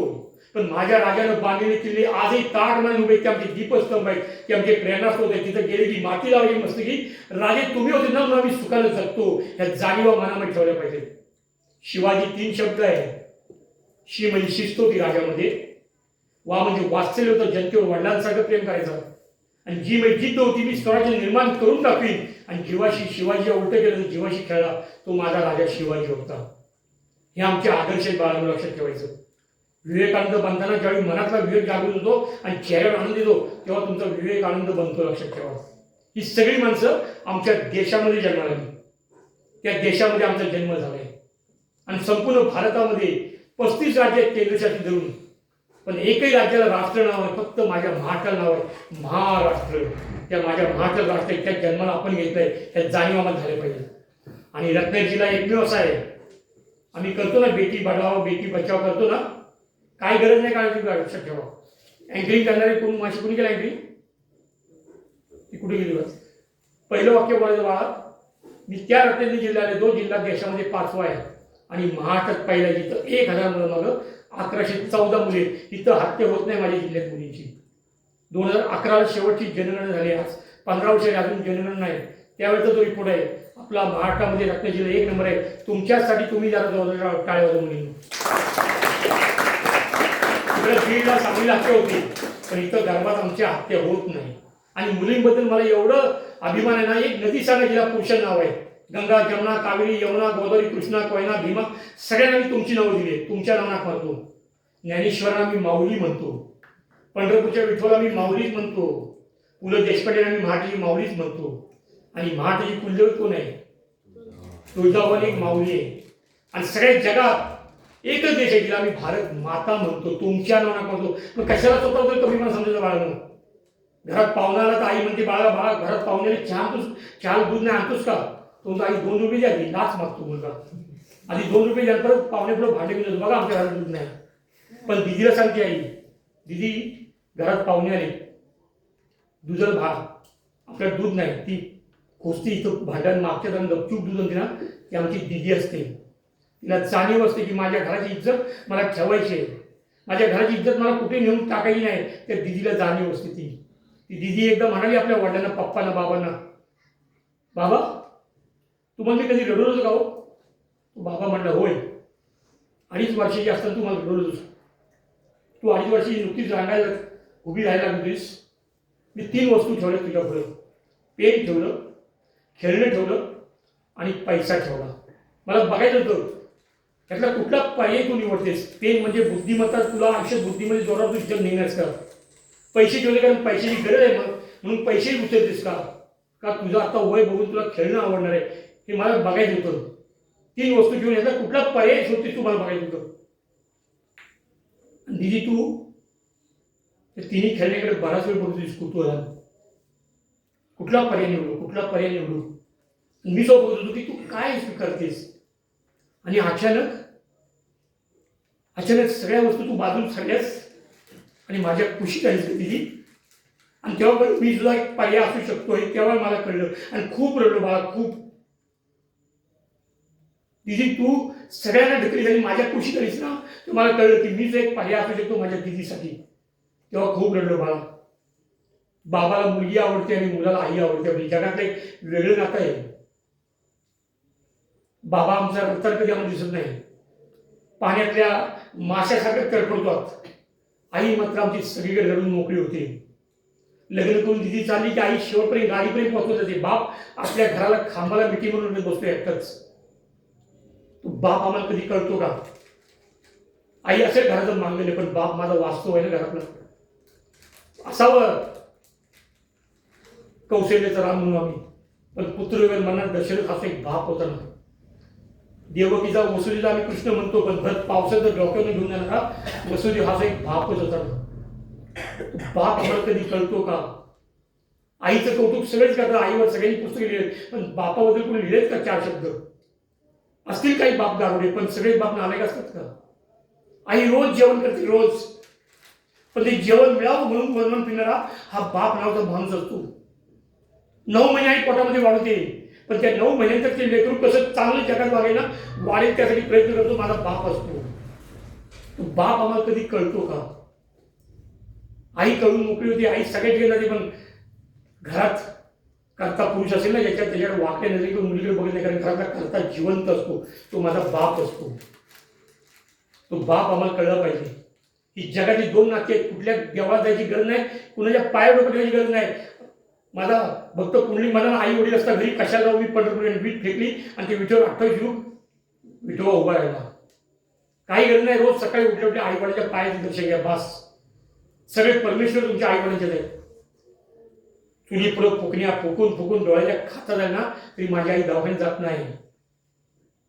तिला माहिती आहे, मी दवाखान्यात गेलो, डॉक्टर म्हणतो तुम्हाला ताप खूप आहे, जरा आराम करा. मग मी आराम केला तर माझ्या दिदीचे कपडे कोण धुईल, माझ्या दादाला डबा कोण करेल? ती माऊली आमची ताप आली दवाखान्यात जात नाही. आम्ही पुरुष जात लबाड आहे, आम्ही म्हणतो भगवान सबका भला कर, लेकिन मेरा पहिला भला कर, भूल गए तो. पण माझी आई म्हणते भगवान सबका भला कर, उरलं सुरलं तरच मेरा भला कर. घरात दादाच्या एखाद्या मित्राला दुपारी आई काय करते, आपल्या वाटणीच्या 2-3 चपात्या भाकऱ्या त्या मोत्र्यावर वाटते आणि परत स्वतःची पीठ मिळत नाही, तर उरलं सुरलं असते ना कालचं रात्रीचं, ती खाते, ती माझी आई असते. सर्वात शेवटी जेवण करते, सकाळी लवकर उठून बंब पेटवते, ती माझी आई असते. सर्वात शेवटी झोपते, ती माझी आई असते. 7 दिवसात तुम्ही घरी गेल्यानंतर आई म्हणेल, काय रे दादा, दिदी तुला काही तिथं कॅम्पमध्ये जेवण नाही भेटलं का, वाढलीस तू. खरंच आपलं 1 किलो वाढलेलं समजलं, पण आईच्या नजरेत प्रत्येक मुलगा प्रत्येक मुलगी हे लहान बाळच असतात. की प्रत्येक आई वडिलांना आपल्या पोरामध्ये अभिमान असतो. असं वागायचं बाळांना, असं वागायचं ना. 2 प्रकारच्या स्वरात आपण बोलतो. एखादी मुलगी रसन झाली, ही ह्या आईची मुलगी हेटाळली येते, आणि त्याच मुली चांगलं काम केलं म्हणतात, अरे ही त्या आईची मुलगी. शब्द तेच, पण अभिमान वाटणारे शब्द बदल झाला. आम्हाला कसं वागायचंय ते ठरवायचं वय म्हणजे होती तरुण आहे बाळांना, त्या वयात आम्हाला घडायचंय. आम्हाला देखणेपणापेक्षा मन सुंदर पाहिजे. जसं आमची दिदी कीर्तन करते, पंढरपूरच्या विठोबाला वर्षभर म्हातारा रडतो घरात, सून म्हणते सासरा मरत का नाही, त्रास देतोय. पण त्या पंढरपूरच्या काळ्या विठोबाची यात्रा आली की 20 दिवस चालतो. 20 दिवस शेवटच्या दिवशी रांगेत उभा राहतो, पाय सुचतात, पण इच्छा असते माऊली दिसावी. माझा एम आहे माऊली दिसावी. सकाळी दर्शन नाही कधी, कालचं दर्शन होतं, पोलीस चला पुढं. ते एवढ्याशा अर्ध्या 1 सेकंदात तो वारकरी म्हणतो, बास माझी माऊली दिसली. आता पंढरपूरच्या चंद्रभागेत माझा देह घ्यायला काही हरकत नाही. तो त्याचा एम असतो. तुमचा एम आहे मला चांगलं माणूस घडायचंय. पैसे कमवूच आम्ही, पैसा काय काकाकडे आहे, बिर्लाकडे, अंबानीकडे आहे, पण आम्हाला ज्ञानेश्वर तुकारामांच्या पालख्या काढायला लागतात. 750 वर्ष झाली तरी आजही पंढरपूरच्या यात्रेला कुठेही पोलीस नसतो. टाटा बिर्लाकडे पैसा असून उपयोग काय नाही, आम्हाला सुखाची झोप येते, ते आमचं खरं सुख असतं. धीरूभाई अंबानी मेला आणि एका महिन्यात 2 मुलं, मुकेश आणि अनिल अंबानी क्वार्टर दिले इस्टेटीसाठी, आणि इकडे माझे बाबा आमचे बाळांनो धुळ्याचे उपसरपंच होते. रस्त्यावर चालले होते, एकदा तिथे एक रस्त्यावर रोगी माणूस पडला होता. बाबांनी दया लिही, तो म्हणा दया काय असली घेतोस, तुला घेतोस काय रोग. बाबांनी त्याला घरी आणलं आणि हेमकलसाला जाऊन बघून या कधी. बाबाची 4थी पिढी, आज 4थी कुष्ठरोगी सेवा करते. हे आमचे आदर्श आहेत. बाबा आमचा वाढदिवस होता आणि प्रकाशनी विकासला म्हणले, बाळांनो माझाच वाढदिवस आहे, तुम्ही मला काय भेट देणार. ते दोन्ही मुलं म्हणाली, बाबा तुम्ही जी कुष्ठरोगी सेवा करता ना, आयुष्यभर 1 रुपयाला घेता मी त्याची सेवा करू. हे आमचे आयडॉल्स आहेत बाळा, हे आमचे घराण्यात आयडॉल्स आहे. आमचं वैशाली शिंदे एड्स पॉझिटिव्ह आहे, 97 पासून तिला एड्स आहे. 25 साल चालू, 28 वर्ष जिवंत आहे. माझ्या घरी आली की माझ्या बायकोवर बेडरूममध्ये झोपते, पाणी आणते कारणावरून, बेलोडीच्या गावातली स्वतःचं पाणी आणते, चादर आणते. पण पॉझिटिव्ह विचार, तिला फसवलं गेलं, पण ती झुंजते. ती विचार पॉझिटिव्ह आहे. संपूर्ण महाराष्ट्रात एड्सवर व्याख्यान फिरते. मी फसले तुम्ही, हे पुस्तक शरद पवारांच्या सुनेच्या हस्ते प्रकाशित झाले बारामतीला. ती आमची दिदी आहे. आम्ही निरोगी लोक जरा काय लागलं तर आम्हाला आई वडील आठवतात, पण जी मुलगी रोगी आहे, कणाकणा मरत चालली, तिला माहीत नाही मी सकाळी उठून जिवंत की नाही, ती मुलगी समाजाला प्रेरित करत चालली. मी फसले पण तुम्ही, आणि तिला फसवलं गेलं.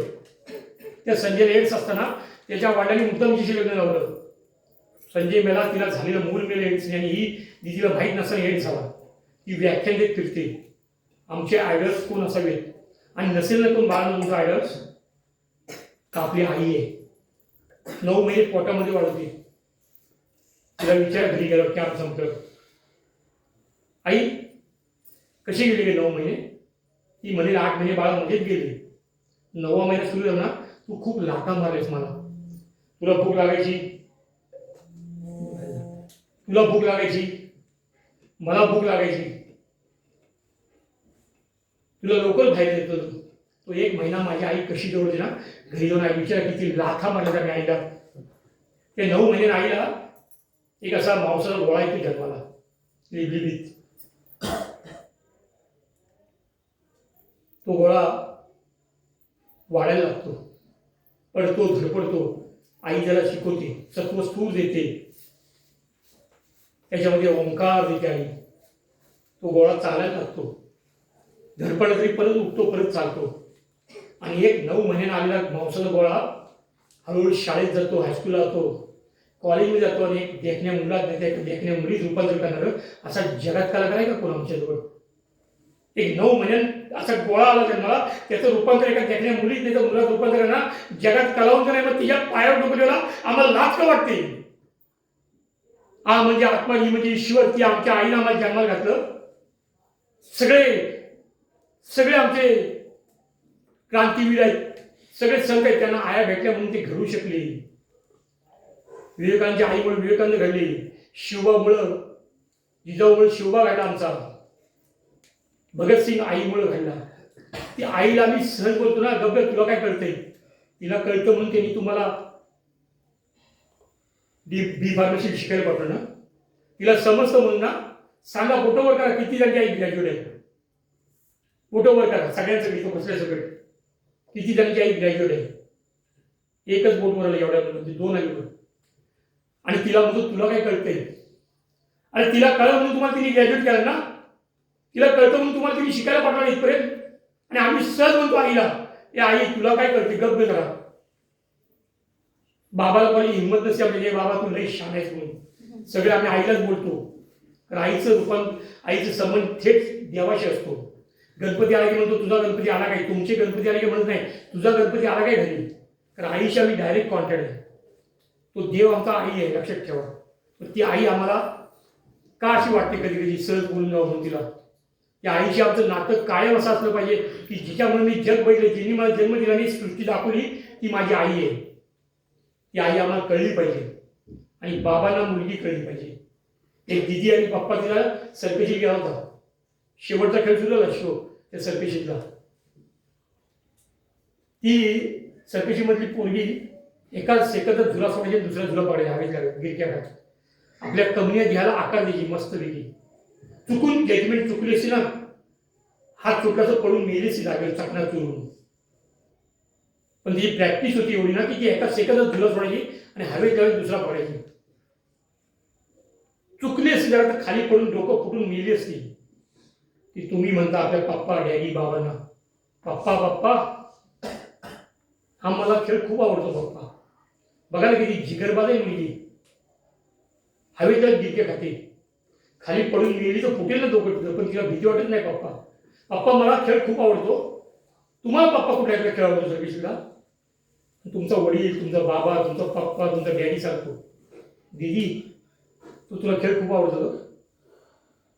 पण मला ती चुकून मुलगी खाली पडली ना तर खाली जाळी आवडते ग. बापाच्या बनेला खाली भोकं बघितली ना की प्रत्येक मुलीकडचं माझा बाप दारिद्र्याची भोके घेऊन बनेल फाटके होते. पण मला कॉलेजला कोणी हसू नये म्हणून चांगले कपडे धुवे तो माझा बाबा असतो. पायातली पायतान फाटेपर्यंत माझ्यासाठी चांगला मुलगा बघतो तो माझा बाबा असतो. तो बाबा वनवन फिरतो. सकाळी बाबा लवकर जातो कामावर तर दिदी झोपली असते, आणि रात्री बाबा उशीर येतो तेव्हा दिदी झोपली असते. एका घरात जाऊन दर्शन होत नाही. ओव्हर टाईम करतो तुमच्यासाठी बाबा तो आमचा. तो बाबा तो आम्हाला समजला पाहिजे ना, तो बाबा आम्हाला कळला पाहिजे ना. दुसऱ्या महायुद्धाची गोष्ट होती, जपानवर अमेरिकेने सेंट मेरिनोची बोट पाठवली होती. आता सेंट मेरिनोची बोट आहे की अर्ध जपान उद्ध्वस्त होणार होतं. जपानचा राजा घाबरला. मेजरला म्हणला काहीतरी करा, ॲक्शन प्लॅन काय करा. राजा म्हणला ठीक, तो मेजर म्हणा ठीक आहे, मला अशी 50 मुलं पाहिजे तुमच्या तरुण ज्यांचे आई वडील जिवंत नाही आहेत, जे पाठीला पोटाला बॉम्ब म्हणतील आणि ते सेंट मिनिटची बोट आईला मध्यावर की विमानानं उड्या मारतील, स्वतःला संपवतील, पण ते विमान संपवतील, ते पूर्णपणे विमानातून ती सेंट मिनिटची बोट संपवतील. राजा मला वा ॲक्सेप्ट करा, मस्त आहे, घ्या, जाहिरात घ्या. फक्त 50 मुलं पाहिजे, पण जाहिरात हजारो मुलांनी अर्ज केले आपल्या देशाकडे. माझा देश अडचणीत आलाय, मला तर त्या देशासाठी काहीतरी करायचं आहे. ज्या देशात जन्माला आलो तो देश माझा अडचणीत आहे, मला देशासाठी मारायचं आणि हजारो अर्ज आले. पण नियम होता की कुणाची आई वडील जिवंत असतं का म्हणे, निसर्ग असली पाहिजे. ट्रेनिंग सुरू झालं आणि त्या मेजेचे अक्षर घ्या, 9 नंबरचा मुलगा आहे ना, त्याची आई जिवंत, यांनी चुकून खोटा फॉर्म भरलाय. ए तू घरी जा, का तुझी आई जिवंत आहे, असू दे ना, माझी मोठी, मला ते रोज स्वप्न पडतंय, पाठीला बॉम्ब मारले मी उडी मारतोय वरनं, तू घरी जा, नियम आहे, तुला भाग घेताना नाही आहे. ते बाळ भिरमुसलं, कोपऱ्यात जाऊन घरात बसलं. आई ओळखलं माझं बाळ आज काहीतरी नाराज आहे. का रे बाळा, काय झालं? ए या आई, तू कशा जिवंत राहिलीस? तू जिवंत राहिली म्हणून मला देशासाठी काही करता येत नाही, मला लाज वाटते. माझा देश अडचणी असताना मी देशासाठी काही करू शकत नाही, तू का जिवंत राहिलीस? एवढंच ना. आई गेली स्वयंपाक खोली, चाकूला भस्कन मारून घेतात स्वतः आणि रक्ताने हाताने मुलाला म्हणली, जा बाळा, जा तुझ्या आधी, जा, माझी आई जिवंत नाही आता. आणि 4 दिवसात ते आई आणि बाळ आपल्या देशाने निघून गेले जगातून. हे वाचल्यानंतर मनाला वेदना होतात. आणि आम्ही मात्र तरुणी सलमान खान, शाहरुख खानची 500-500 रुपये तिकीट ब्लॅकला घ्यायला उभं राहतो, किंवा कुठेतरी जाणवतं की तरुणी चालली आहे कुठं आमची देशासाठी प्राण अर्पण करणारी ती तरुणी कुठं, आणि आमच्या देशाची तरुणी कुठं चालली आहे, ह्याचं कुठेतरी आम्हाला शोध बोध घेतला तर आम्हाला खरं कळू शकतं आम्हाला काय नेमकं करायचं. प्रेम कसं असतं आई वडिलांचं ते आम्हाला समजलं की मग आम्हाला समाज काहीतरी करता येतं. समाज म्हणजे नेमका काय असतो? मी एकटा आलो की म्हणतो मी एकटा आलोय, पण आम्ही आलो की म्हणतो आम्ही आलोय. मी मी मी करत आम्ही होतो, आणि आम्ही करत समाज करतो. मी म्हणलं मला समाजाची गरज नाही तर मी राहणार नाही, आणि समाज म्हणलं तुझी गरज नाही तर समाज राहत नाही. मी म्हणजे समाज, आणि समाज म्हणजे मी ही साखळी कायम बांधली गेली पाहिजे. त्या समाजाचे आम्ही घटक आहोत. 720 कोटी लोकसंख्या आहे जगाची, पण प्रत्येकाला परमेश्वरानं रूप दिलं, प्रत्येकाला काय स्वतःला आयडॉल दिलं, स्वतः बनायचं आहे. इतरांसारखं बनायचं नाही आपल्याला, मला मीच बनायचं आहे आणि मला मीच घालायचं आहे, ते लक्षात ठेवायचं. तो 26 वर्षाचा तरुण दिल्लीच्या रेल्वे स्टेशनला आत्महत्या करायला उभा होता. त्यांनी पत्र लिहिलं, सैन्यात कामाला होतो, आपल्या रूममधल्या मित्रांनी लिहिलं, मला जगायचं नाही, मला सत्व कळत नाही, मला खरं काय जगात ते कळत नाही, माझं मी जीवनात कंट्रोल मी आता आत्महत्या करतोय. दिल्लीच्या रेल्वे स्टेशनला तो 26 वर्षाचा तरुण आत्महत्या करायला उभा राहिला. ट्रेन येतच नव्हती आणि सहज लक्ष गेलं बुक स्टॉलकडे. स्वामी विवेकानंदची अशी पूजा आहे माझ्या. त्या तरुण पुस्तक विकत घेतलं, वाचत गेला. तर अनेक ट्रेन निघून गेल्या, पण तो आता स्वामी विवेकानंद वाचत होता. सत्व कळलं, जगायला का त्याचा अर्थ लागला, आणि तो तरुण परत माघारी फिरला. आज या गोष्टीला 55 वर्ष आली. त्या तरुणाचं वयात 81 आहे, आणि त्याचं नाव आहे किसन बाबूराव हजारे उर्फ अण्णा हजारे. अण्णा हजारे आमचं एक स्वामीचं पुस्तक वाचलं, अण्णा आमची परत फिरले. आम्ही किती पुस्तकं वाचली स्वामींची. तो स्वामी माझा देखणा होता प्रचंड. अमेरिकेमध्ये त्यांची भाषणाला गर्दी व्हायची, असंच एक भाषण होतं अमेरिकेत. लोक रेल्वेने भरभरून यायची सकाळपासून जागा हरवायला. असंच नेहमीप्रमाणे भाषण स्वामीचं सुंदर संपलं. प्रचंड गर्दी झाली होती, लोक निघून गेली, आणि अख्ख्या गर्दीने एक सुंदर युवती परदेशातली झपझप आली पावलाशी स्वामींच्या. स्वामी, मला तुमच्याशी लग्न करायचं. संन्यासी स्वामी हरबळ ना, आम्ही ब्रह्मचर्य, आम्ही संन्यासी, आम्ही लग्न नाही करत, तुला काय करायचं माझी लग्न? स्वामी, स्वार्थ नाही माझा कुठलाच, फक्त 2 इच्छा आहेत माझ्या.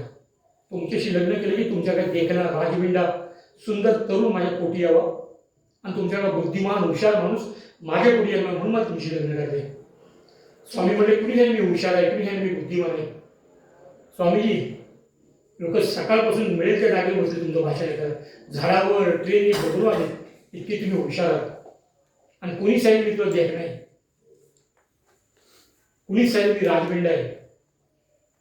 तरुण म्हणजे बघा स्वामी, तुमचं भाषण संपलं, सगळी लोक निघून गेले, फक्त मुली उरली आहेत, आणि तुमच्याकडे ते आभारभूत नजरेने बघतायत, इतकी तुम्ही देखणे आहात. आमच्या घरात सोन्याची बायको असली तरी आम्हाला करिश्मा कपूरचं चित्र दिसलं तरी तोंडात तांब्यावर लाळ येते. आणि एक देखणी युवती माझ्या स्वामीला आव्हान करते आणि माझा स्वामी झपकन तिच्या पायाशी बसला. माते, एका युवतीचं आव्हान असतं, त्या आव्हानाला मातेत रूपांतर करणारा माझा स्वामी या देशात जन्मला. माते, आजपासून माझ्याचा पुत्र कशाला, आजपासून तूच माझी माता, मीच तुझा पुत्र, हे माझ्या स्वामींनी तिथं दाखवून दिलं. भारतीय संस्कृती काय असते ती, तो स्वामी विवेकानंद आम्हाला बघायचं, लक्षात ठेवायचं. ती घटना आठवली की आम्हाला कळते की स्वामी विवेकानंद काय तेजपुंज माणूस होता. तो स्वामींचे विचार त्याचे उच्च कोटी होते. आणि एकच महात्मा आमचा, त्यांची आम्ही कधीही पुण्यतिथी करत नाही. सगळे आम्ही स्वातंत्र्य सैनिक, सगळे आमचे जे जुने लोक आहेत त्यांची आम्ही पुण्यतिथी करतो, पण माझ्या स्वामींची आम्ही कधी करत नाही. कारण आमचं म्हणणं आहे स्वामी आमच्याने गेलेच नाही. 12 जानेवारी आम्ही स्वामींची जयंती करतो, फक्त 12 जानेवारी. पुण्यतिथी स्वामींची होत नाही. कारण आमचं म्हणणं आहे स्वामी तुमच्यात जिवंत आहेत, ते माझ्यात आहेत, ते दिदीच्या आहेत, ते स्वामी तुमच्या आमच्यात जिवंत आहेत. ती पुण्यतिथी होत नाही म्हणून आम्ही स्वामींना तरुणाई म्हणतो. 12 जानेवारी तरुणी दिवस आहे तरुणांसाठी. आणि त्या दिवशी आणखीन एका फार मोठ्या व्यक्तीचा जन्म होतो, तिचं नाव आहे जिजामाता. तिने पुत्र दिला शिवाजी सारखा. या 12 जानेवारी जयंतीचं लक्षात ठेवा. अरे आमच्यासारखा माणूस मेला तर 12 कोण येत नाही. आणि स्वामी विवेकानंदाची जयंती 4 वर्षापूर्वी 150वी जयंती सगळ्या जगाने केली. तो स्वामी विवेकानंद आमच्याला आत्मसात करता येणार नाही का आम्हाला? तो आमच्यात उतरला नाही का? तो उतरायला पाहिजे आमच्यात. एक 10 मिनिटाचं फक्त बोलणार आहे. माझी एक आवडती चालेल तुम्हाला? कंटाळा नाही नक्की? मांड्या घालून घालून तर आम्ही इथं खुर्चीवर बसलो लागले नक्की ना? एक आईची गोष्ट आहे आणि मग एक गाणं मी लावणार, चालेल ना? शांतपणे गाणं ऐकायचं बाळांनो. त्या सावडेच्या कॉलेजची फुटबॉलची टीम महाराष्ट्रात 1 नंबर होती.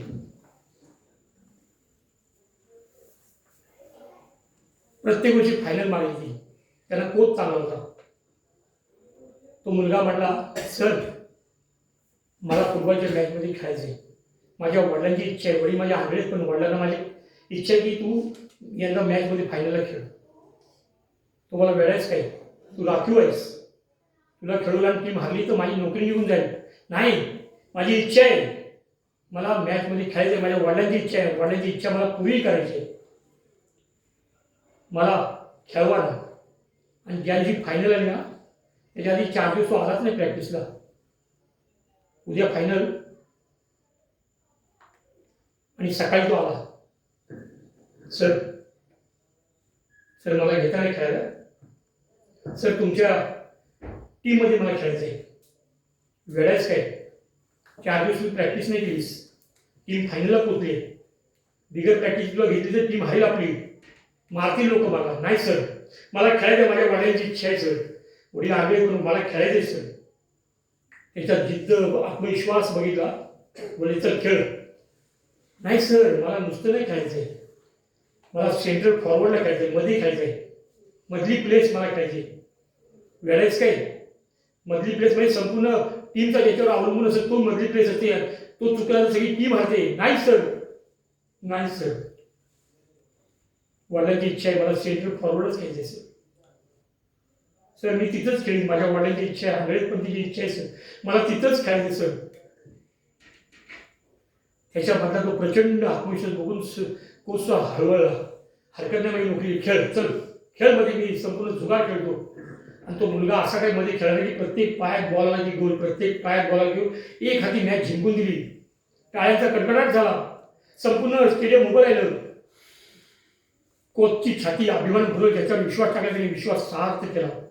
शाबास पटेल, बोलू तुझ्या वाड्यांना. या टाळ्या त्यांच्या कानात असतील ना, आगळे असतील तर त्यांचे कान ऐकत असतील ना, माझ्या मुलामुळे टाळ्या पडतायत. बोलू तुझ्या वाड्यांना, आपण त्यांचाही सत्कार करूया. तो मुलगा बोलायला काय नाही. अरे बोलो ना, बोलो तुझ्या वाड्यांना, आंधळे असू दे ना, पण त्यांचा शब्द तू पुरा केला आहेस, त्यांचा विश्वासाला कुठे जाणार नाही दिवस. बोलू त्यांना, त्याला हलवलं असं सांगणे. अरे बोलो ना सर. सर माझे वडील 4 दिवसापूर्वी गेले हो. काल त्यांची माती केली आणि आज खेळालो सर. पण सर माझे वडील वर्ण बघत असतील, माझी पावलं चुकत नाही नव्हतं. मी फुटबॉल बरोबर गोल करतोय ना. बाळानं तुमच्या आयुष्य इथपर्यंत पाठलाग करता जाईल, तुमच्या रावणवाडीपर्यंत. माझा दादा दिदी कॅम्पला गेले, पावलं सरळ पडतात ना, तुझ्या एका कोपऱ्यात आयुष्यात जाऊन नको ते करता येईल असं होत नाही ना. माझ्या दादाची प्रत्येक पाऊल विश्वासानं हे आईची संस्कार हे वडिलांचे संस्कार म्हणून छातीत काढून बाहेर पडते ना. माझी दिदी कुठेतरी चुकत नाही ना. माझी दिदी या कॅम्पमध्ये असून आपल्या तारुण्याला जपत आपल्या भावावर विश्वास ठेवते ना. ते तुमच्या आईवडीलपर्यंत तुमचं बघतायत पावलं चुकतायत काही त्या आईवडिलांच्या विश्वासाला कुठेही जागा द्यायचं नाही बाळांना. प्रेम करायला माझा विरोध नाही आहे, पण ती वासना नको. टीव्हीचा लॉंग फॉर्म टेलिव्हिजन आहे ती म्हणजे ताबडतोब ही म्हणजे वाटोळ करतो तो टेलिव्हिजन. तिथं बघून आम्ही नको ते शिकतो नको ते करतो. ती वासना आहे. एक शेवटची काही डिस्टर्ब होते काय ना. जिल्ह्यातली दिदी एक सत्य घटना आमच्या 11वीचा मुलगा होतो, 15-16 वर्षाचा उभे. प्रेम कुठलं, वासनाच ती.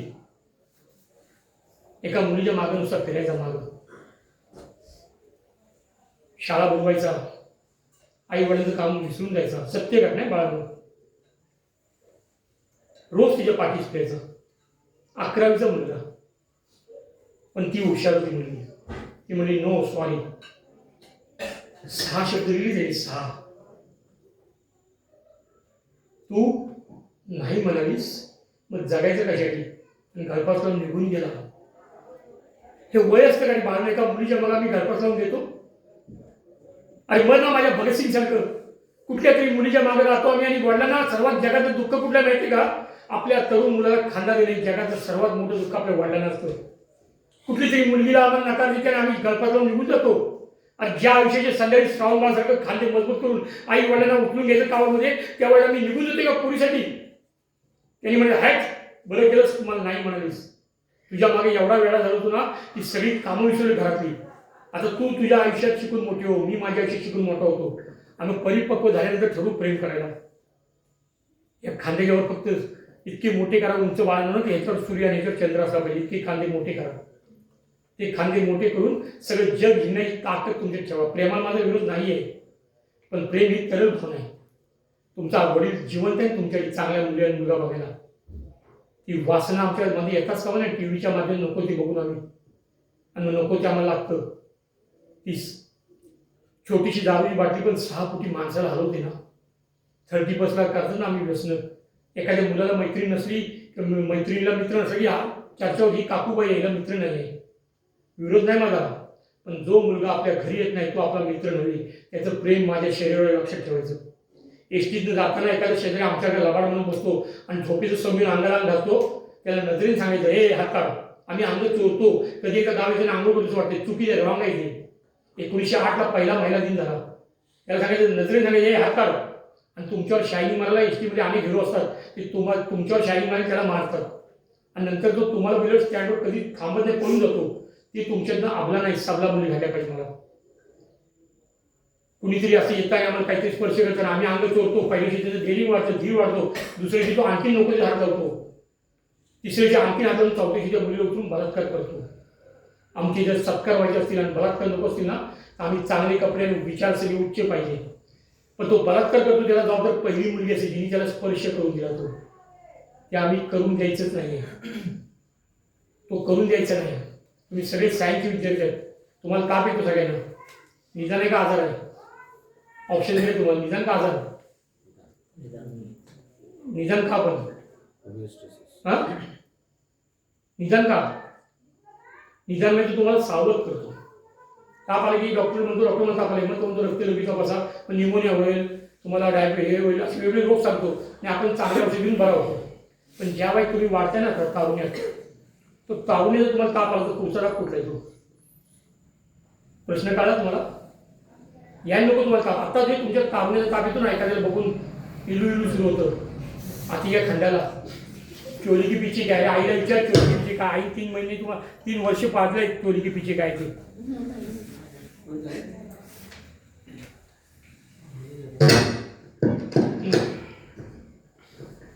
तो ताप तुम्हाला कधी नाही, पण तो ताप आला तर पुढचा कुठला येतो? कुठला दिली एड्स येतो ना, काय तो मी सांगू पुढचा कुठला येतो? पाश्चाताप येतो. बाकी आमच्या हातात काय नसतं. आम्ही मग सूक्ष्म असतं अंतर, ते शरीर आकर्षित करते आम्हाला सूक्ष्म. ते कधीच होता कामा नये. एक शेवटची माझी आवडीची गोष्ट आहे. नंतर गाणं लावून ना आईच्या म्हणायचं चालेल ना. मला काय जातं तुमच्या जरा गॅप पाहिजे मला बाहेर म्हणून मला पाहिजे. एकदम जवळून बसली की तसं हे होत नाही, पण तरी लावून गाणं शांतपणे ऐकलं ना. सलील खानाची 2001 ची सत्य घटना आहे. सत्य घटनेची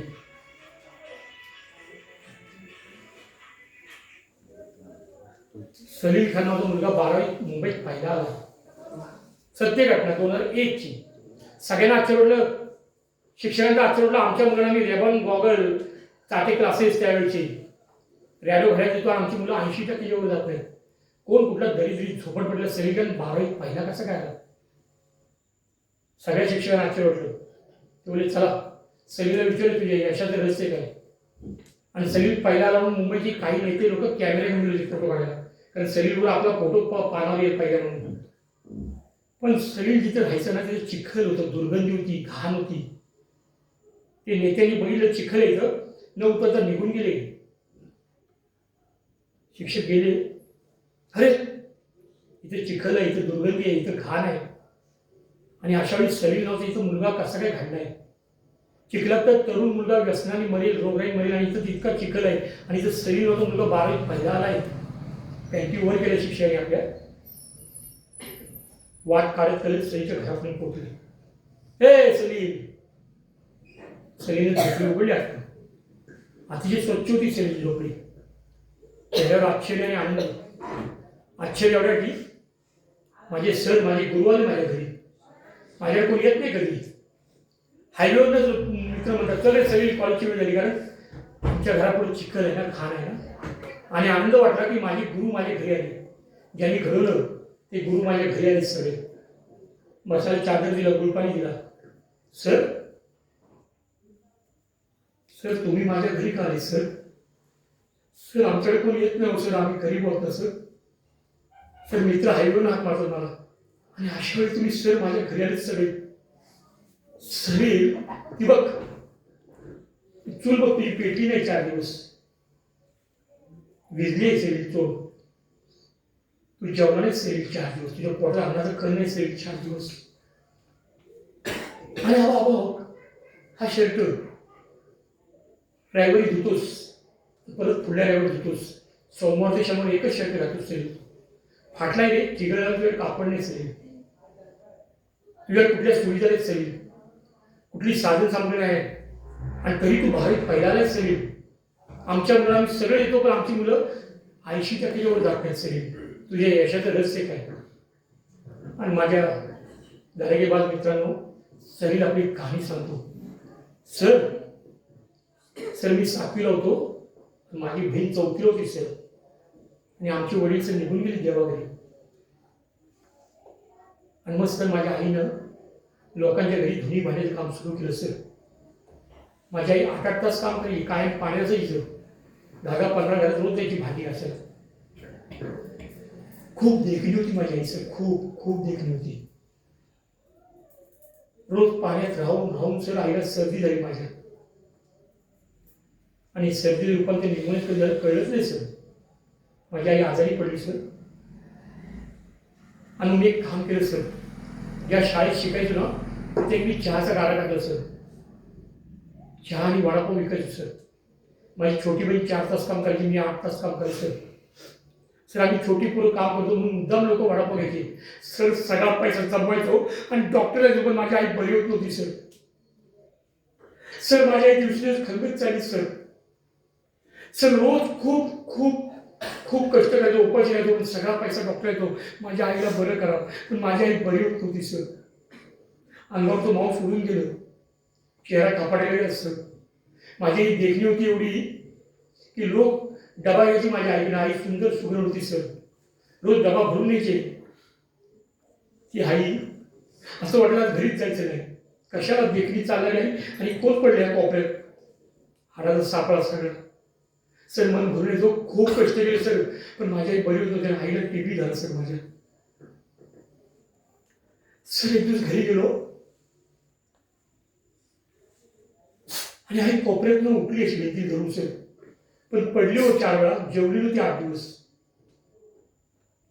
सर तिला काहीतरी सांगायचं होतं, पण तिच्या घशातून आवाज येत होता, फक्त घरघर घरघर येत होती. पण तिला सर मला काहीतरी सांगायचं होतं सर. घशातनं फक्त घरघर आली. सर मी ओळखलं माझी आई काही क्षणांपुरती आले, चालत गेलो ना आईच्या जवळ मांडी घालून बसलो सर. सर आई प्रयत्न खूप केले, घामान डबडुबली, पण आवाज नाही ना घशातनं, घरघर आली. सर माझ्या आईची डोकं माझ्या मांडीवर घेतो सर मी. मला का नाही ना तो सर आईच्या तोंडावर नेला. 2 वाक्य बोलली सर. सलील बाळा शिक आणि बहिणीला शिकव. सर माझी आई माझ्या मांडीवर निघून गेली सर. आधी वडील गेल्यात, आई गेली, होतो पण माझ्या जगात. असं वाटायचं मित्राच्या हिरोवर बसवून जाणार, प्रत्येक मुलीच्या मागं मारावं, पण त्यातून माझी आई जे सलील बाळा शिकली, बहिणी शिकव. सर गुटखा घ्यायचोच हातात, मायला तोंडात टाकला ना तेवढ्यात आई यायची समोर, ए बाळा शिक मी बहिणी शिकू. सर गुटखा टाकायचो. सर दारूच्या गुत्तीवर जायचो मित्रांबरोबर, दारूचा ग्लास भरायचो, पिला ना थोडं आई जे बाळा शिक रे बहिणी शिकवून मी सर ग्लास तिथेच ठेवायचो. सर पतनाचे क्षण अनेक वेळा आले आयुष्यात, पण प्रत्येक वेळी माझी आई आली समोर सर. 12वीला इंग्रजीचा पहिला पेपर सर. तुम्ही अभ्यास खूप करून येतात, मी मेहनत घेतली, परीक्षेला बसलो सर, आणि अचानक आई आली हो समोर सर. ती देखणी सुंदर माझी आई आली समोर. सर माझ्या केसावरती त्याचा हात ठेवला. सर असं वाटलं की परमेश्वराने मला स्पर्श केलाय सर. साक्षात माझी आई समोर आली सर माझ्या, आणि पेपर सोपा गेला सर. प्रत्येक पेपरला माझी आई येत गेली आणि मला पहिला प्रत्येक पेपर सोपा गेला सर. सलील बाळा शिक ही बहिणी शिकव. वॉचमन म्हणतो ना जागते रहो, तशी माझी आई रोज आली सर. सर सर पण माझी आई गेली हो सर. त्या आईची डोळे आले आठवून माझा सर. त्यासाठी माझ्या आई जावं लागलं सर. बाळा एक काम करा तुम्ही,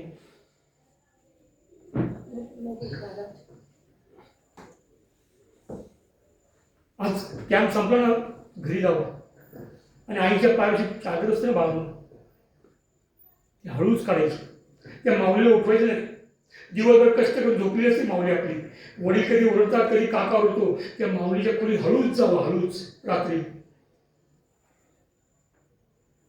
त्या माऊलीच्या पायाची चादर हळूच काढा, आणि तिच्या पायामध्ये जे भेगा पडलेत ना, तीच गंगा, तीच जमुना, तीच सरस्वती. बस कुठे जायची गरज नाही. अख्खा देव माझ्या आईच्या पायात वाहतो. शेतामध्ये राब राब जी काठी लागतो ना माझ्या आईला, तीच गंगा आणि तीच जमुना, सरस्वती. बस तुमच्याकडे शरीर घडला बाळा, तुमच्याकडे शरीर घडावा म्हणून काही लोकांकडे नोकरी करते, कष्ट करते, राब राब लागते, कारण भविष्यात माझा शरीर घडावं म्हणून. त्याची आई गेली निघून, पण तुमची आई जिवंत आहे बाळांनो. आज तुम्हाला आई खऱ्या अर्थात कळली पाहिजे. ही सत्य घटना तुम्हाला अशा झाली की तुम्हाला कळावं तुमची आई तुमच्याकडे राबते किती. कधीतरी तिचे हात दाबून बघा ना, हात किती कडक झाले असं भांडी घासून घासून. कधीतरी पाय चेपा ना माझ्या आईची, माऊलीचे. कधी म्हणणं आई आज तू आराम कर, मी आज जेवण करतो. बाबा तुला बोललेत ना, आज मी जेवण करतो बाबा. आई 9 महिने पोटामध्ये वाढलोच नाही, कधीच कुठलं दुःख तुला झालं नाही. सगळं आमच्यात तू बघितलंस. त्या आईचं गाणं एक आपल्याला ऐकलं, आणि वडिलांचं शांत बसायचं मांडी घालून. ती आमची आई.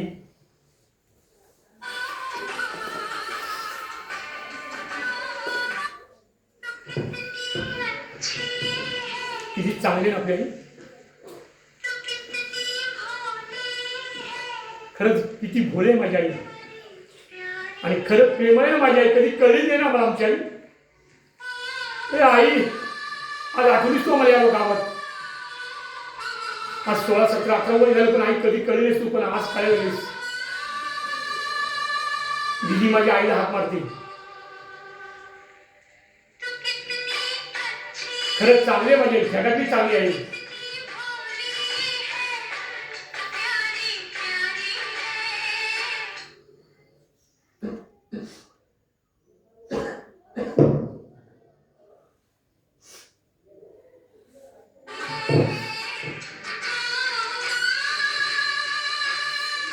आली का आमच्या आईची आठवण.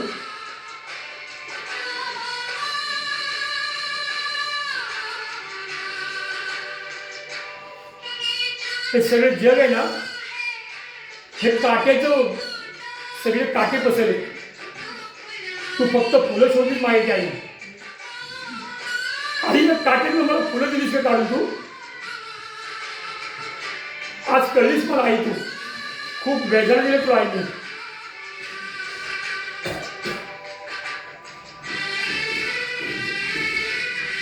नारायण सूर्य म्हणतात आधी नंतरच काही आणि आता आई तू सुद्धा नाही.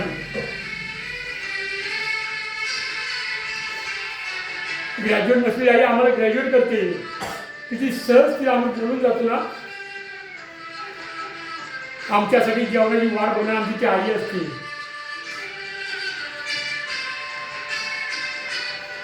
तुला कुठलं दुःखच लागत नाही. तुझ्या डोळ्यात आम्ही कधी दुःख पहिलेच नाही.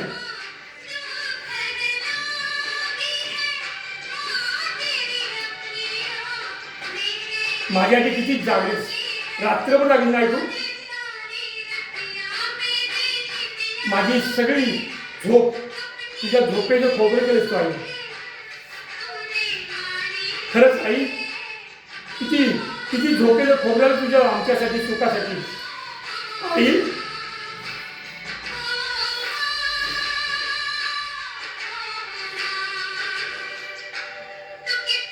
खरंच आज कळलं आम्हाला या गावात 25-27 डिसेंबरला आई कळलं मला तू किती साधी आहेस, तू किती भोळी आहेस. आणि खरंच प्रेमाची जगात आई माझ्यासाठी, माझ्या आईसाठी जगात आई नाही. आज आई तू परमेश्वराची कळला मला. आली आठवण तुझी आई. आणि या हौदातलं पाणी उडी येत नाही. आतमध्ये एक अंतर मन लागतं तेव्हा टपटप या हौदातलं पाणी येतं. उडी येत नाही पाणी हौदातलं. एक संवेदनशील मन असावं लागतं. आणि आई आज मला कळलं रडणं म्हणजे नामर्दापणा नव्हे. रडणं म्हणजे सगळं आतलं मोकळं झालं. आकाश निरभ्र झालं.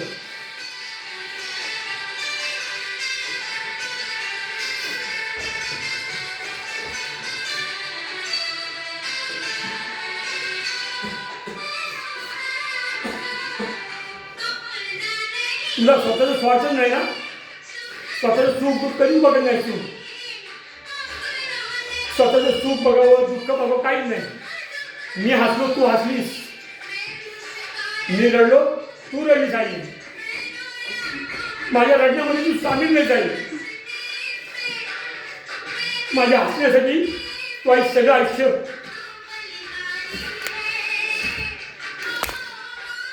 हे आई आली का तुझी आठवण खूप आली आई. कधी आई मला कळली होती आज कळली आई त्या कॅबमध्ये.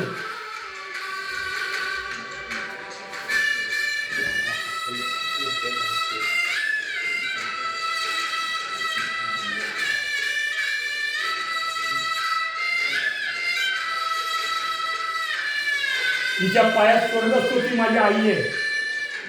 कुठंही जायची गरज नाही. तेव्हा कुणाच्या जिवंत खरा मासला माणूस माझी आई. परमेश्वर आहे माझी आई.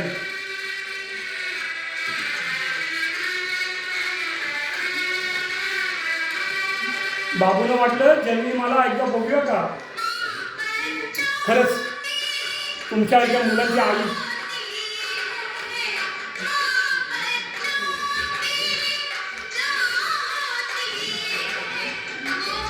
ते नशिबाने आहे ज्यांची आई जिवंत आहे. आणि ज्यांची आई त्यांनी काय करायचं. कुठनं शोधायची आई. कुठनं आणायची परत आई. किती शांत आहे माझी आई.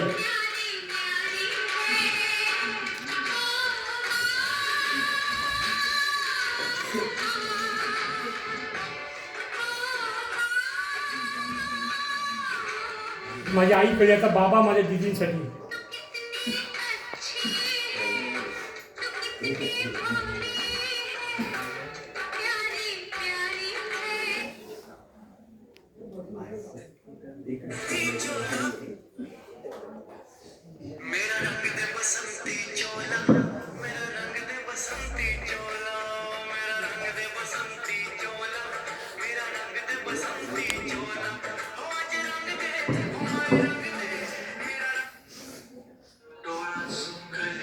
बाबा काय म्हणतो माझ्या दिदीसाठी.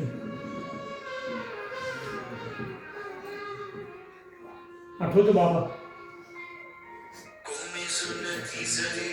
परी म्हणते ना माझ्या मुलीला बाबा आपला,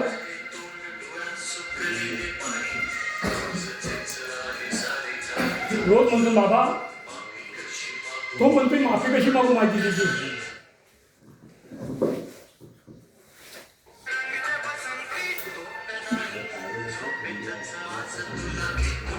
घेतो ना बाबा झोपेत तुझी माहिती दिला. काय म्हणते बाबा, कथा सांगायची बाबाला आपल्या दिदीला. काय बाबाची ऐकायला वेळ आहे काम केलं. आम्ही रमलोय मैत्रिणी मित्रांच्यात, पण तो कष्ट करणारा बाबा मला कधीही भेटतो का, कधी जाणवतो का की बाबाचं काहीतरी बोलायचं माझी दिदीशी.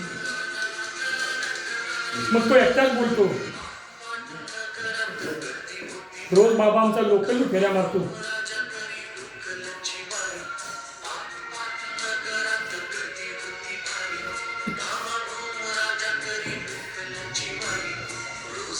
रोज जाताना म्हणतो ना दिदी तुझ्याशी बोलायचे का मला खूप.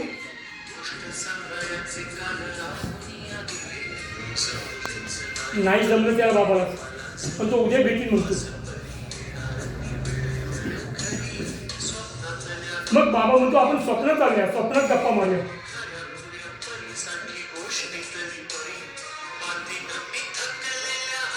कधीतरी वाटतं बाबाला माझ्या हाताच्या घरी माझी दिदी झोपावी.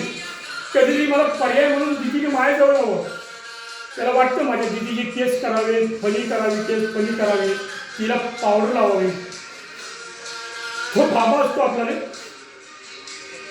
राबतो, कष्ट करतो, ऑफिसमध्ये शिव्या खातो. फक्त दिदीचा विचार करतो, दिदीच्या लग्नाचं कसं करायचं, दिदीला शिकायला पैसे कसे पाठवायचे. बाबा बिचारा ऑफिसमध्ये राबून फक्त दिदीचा विचार करतो.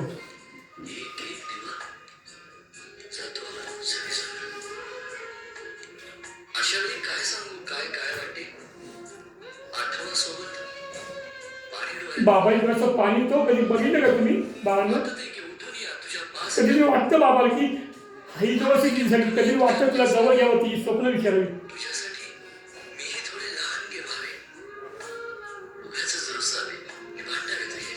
कधी बाबा ओरडत नाही आम्हाला, आई ओरडते पण बाबा कधीच ओरडत नाही दिदीला माझ्या, कधीच.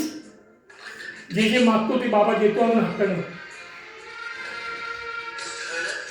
मग त्याला वाटतं दिदी माझी येईल खेळत नाचत.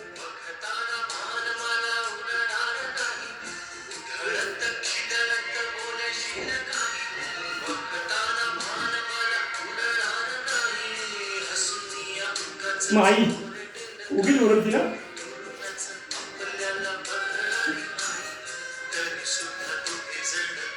खेळावंसं वाटतं बाबाला माझ्या आधी.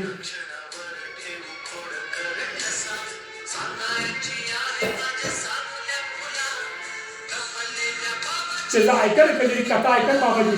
बाबा का बोलूया, बाबा किती कष्ट करतो, बाबा कधीच सुट्टी घेत नाही तुम्ही.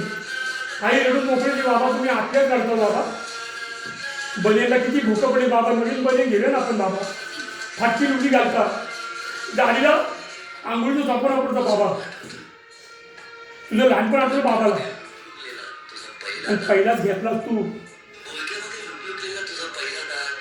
मऊ भात.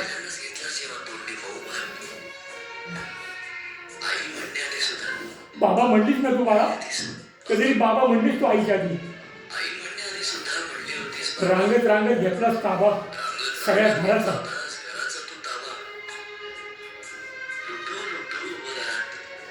माझ्या बाबाला दिदीकडे बघायला वेळच नाही भेटलं. पैसे कमवले झाला, दिदी कधी मोठी झाली माझ्या बाबाला कळलंच नाही ना. बाबा जवळचं पैसे गेलाय बाबाचा हरवून. झोपेतच बघतो ना बाबा माझी दिदी झोपते, पलीकडे झोप बघतो, शांत झोपते माझी परी.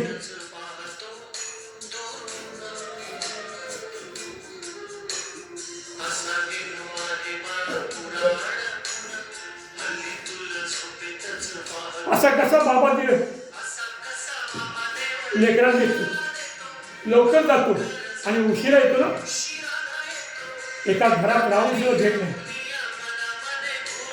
तुला तुझा बाबा नाही रे बाळा, गेलं सगळं बाथरूम. आता चढून गेले बाबा मी.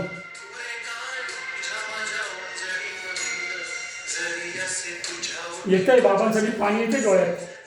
बाबा कळलं, बाबा कळलं आज तुमचं मला.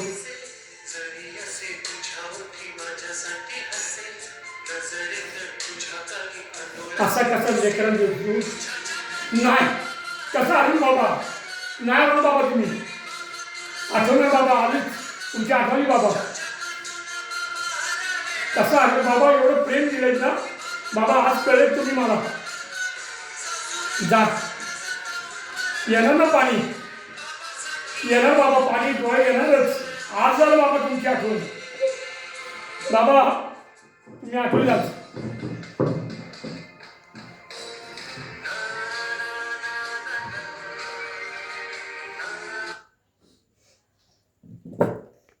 येऊ दे पाणी बाळांना डोळ्यातून. ते पाणी आलं की सगळं आकाश स्वच्छ होतं. आई वडिलांनी संस्कारक्षम आम्हाला घडवलं. मला आई वडिलांची गोष्ट आहे की काटकसरकडे माझ्या डोळ्यात पाणी आलं. त्या वयातून माझ्यातलं एक संवेदनशील मन जिवंत आहे. माझ्यातला माणूस मला कळला आणि माझ्या डोळ्यात टपटप पाणी आलं.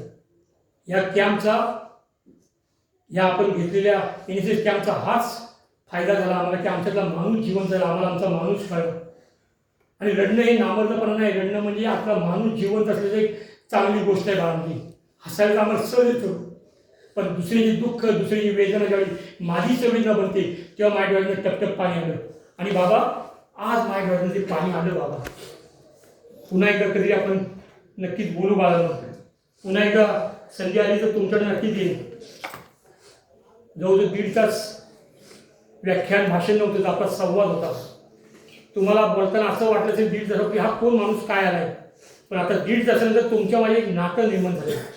पु ल देशपांडे म्हणतात काही काही नाती अशी असतात की बघता क्षणी जन्मांतराचं नातं सांगून जातात, आणि काय काय नाती अशी असतात की भेटत राहतात पण ती मनाला आपली वाटत नाही.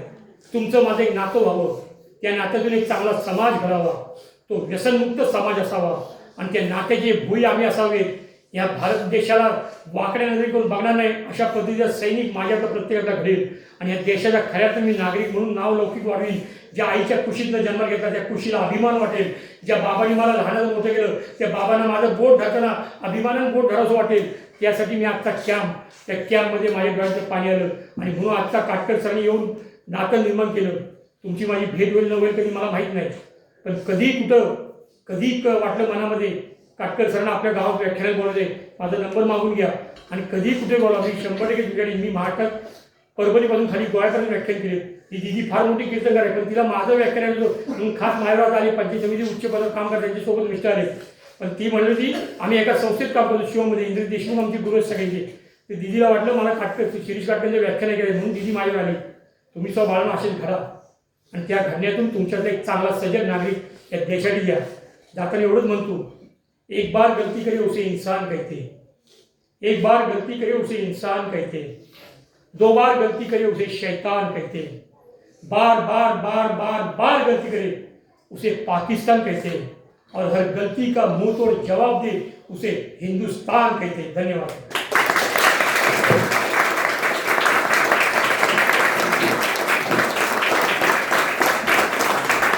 इच्छा आहे का ज्या डागा तिला आवडलं तू नंतर स्वतःहून आपण पुढे येऊन 2 मिनिटं प्रतिक्रिया दिली, म्हणजे मला असं कळलं माझं काय चुकलं किंवा माझं कसं वाटलं.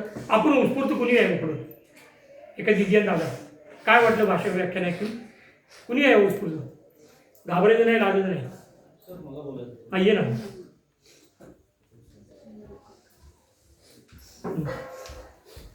नाव सांग तुझं पहिलं.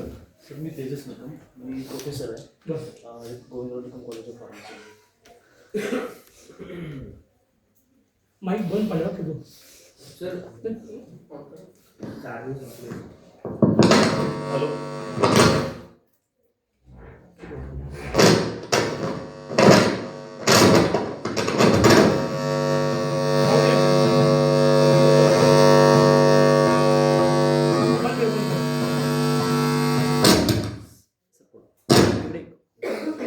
सर सर्वप्रथम मी तुमचा मनपूर्वक आभारी आहे, कारण तुम्ही इतकं चांगलं वाक्याने दिलं आणि त्याच्याबद्दल आम्हाला सुद्धा खूप काही शिकायला मिळालं.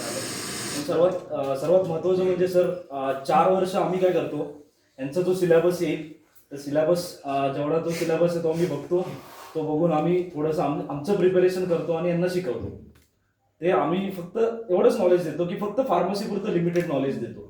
पण तुम्ही आज पूर्ण लाईफचं त्यांना नॉलेज दिलं आणि लाईफमध्ये काय कसं सर्व्हाइव्ह करायचं किंवा कसं आपण पुढे जायचं किंवा आपण स्वतःला कसं घडवायचं एक मनुष्य म्हणून, हे तुम्ही आज त्यांना 1 तासात सांगितलं. तेही खूप चांगलं सांगितलं, जे की आम्ही 4 वर्ष सांगू शकत नाही. सो सर याच्याबद्दल मी खूप मनपूर्वक आभारी आहे तुमचा. Thank you sir. या उत्स्फूर्त दिदी एक कोणतरी सर बोलले दीदीला कुणाला बोलायचं वाटते, पहिल्या रंगाची हुशार असत ना सगळे. ये एका ये दीदी ये काय बोल बोल त्या दीदी की काय वाजव जोरात सगळ्यांनी. नाव सांगतो. माझं नाव दिव्या दिलीप मांजरेकर. सर तुम्ही खूप छान सांगितलं. त्याचा उपयोग आम्ही आमच्या पुढील आयुष्यात नक्कीच करू. आणि तुम्ही जे आईबाबांबद्दल सांगितलं त्यामुळे ते कळलं, जे खूप भावुक झालो आम्ही सगळेच. Thank you sir. ये दीदी.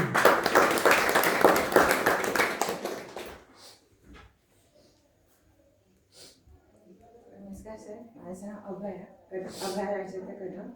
सर आज जे आम्हाला जे काही सांगितलं म्हणजे अख्ख्या जीवनामध्ये मी कसं वागलं पाहिजे एक माणूस म्हणून किंवा बाकीच्या सगळ्या गोष्टी ज्या समाजासोबत रिलेट आहेत त्याप्रमाणे सर आम्ही नक्कीच वागू.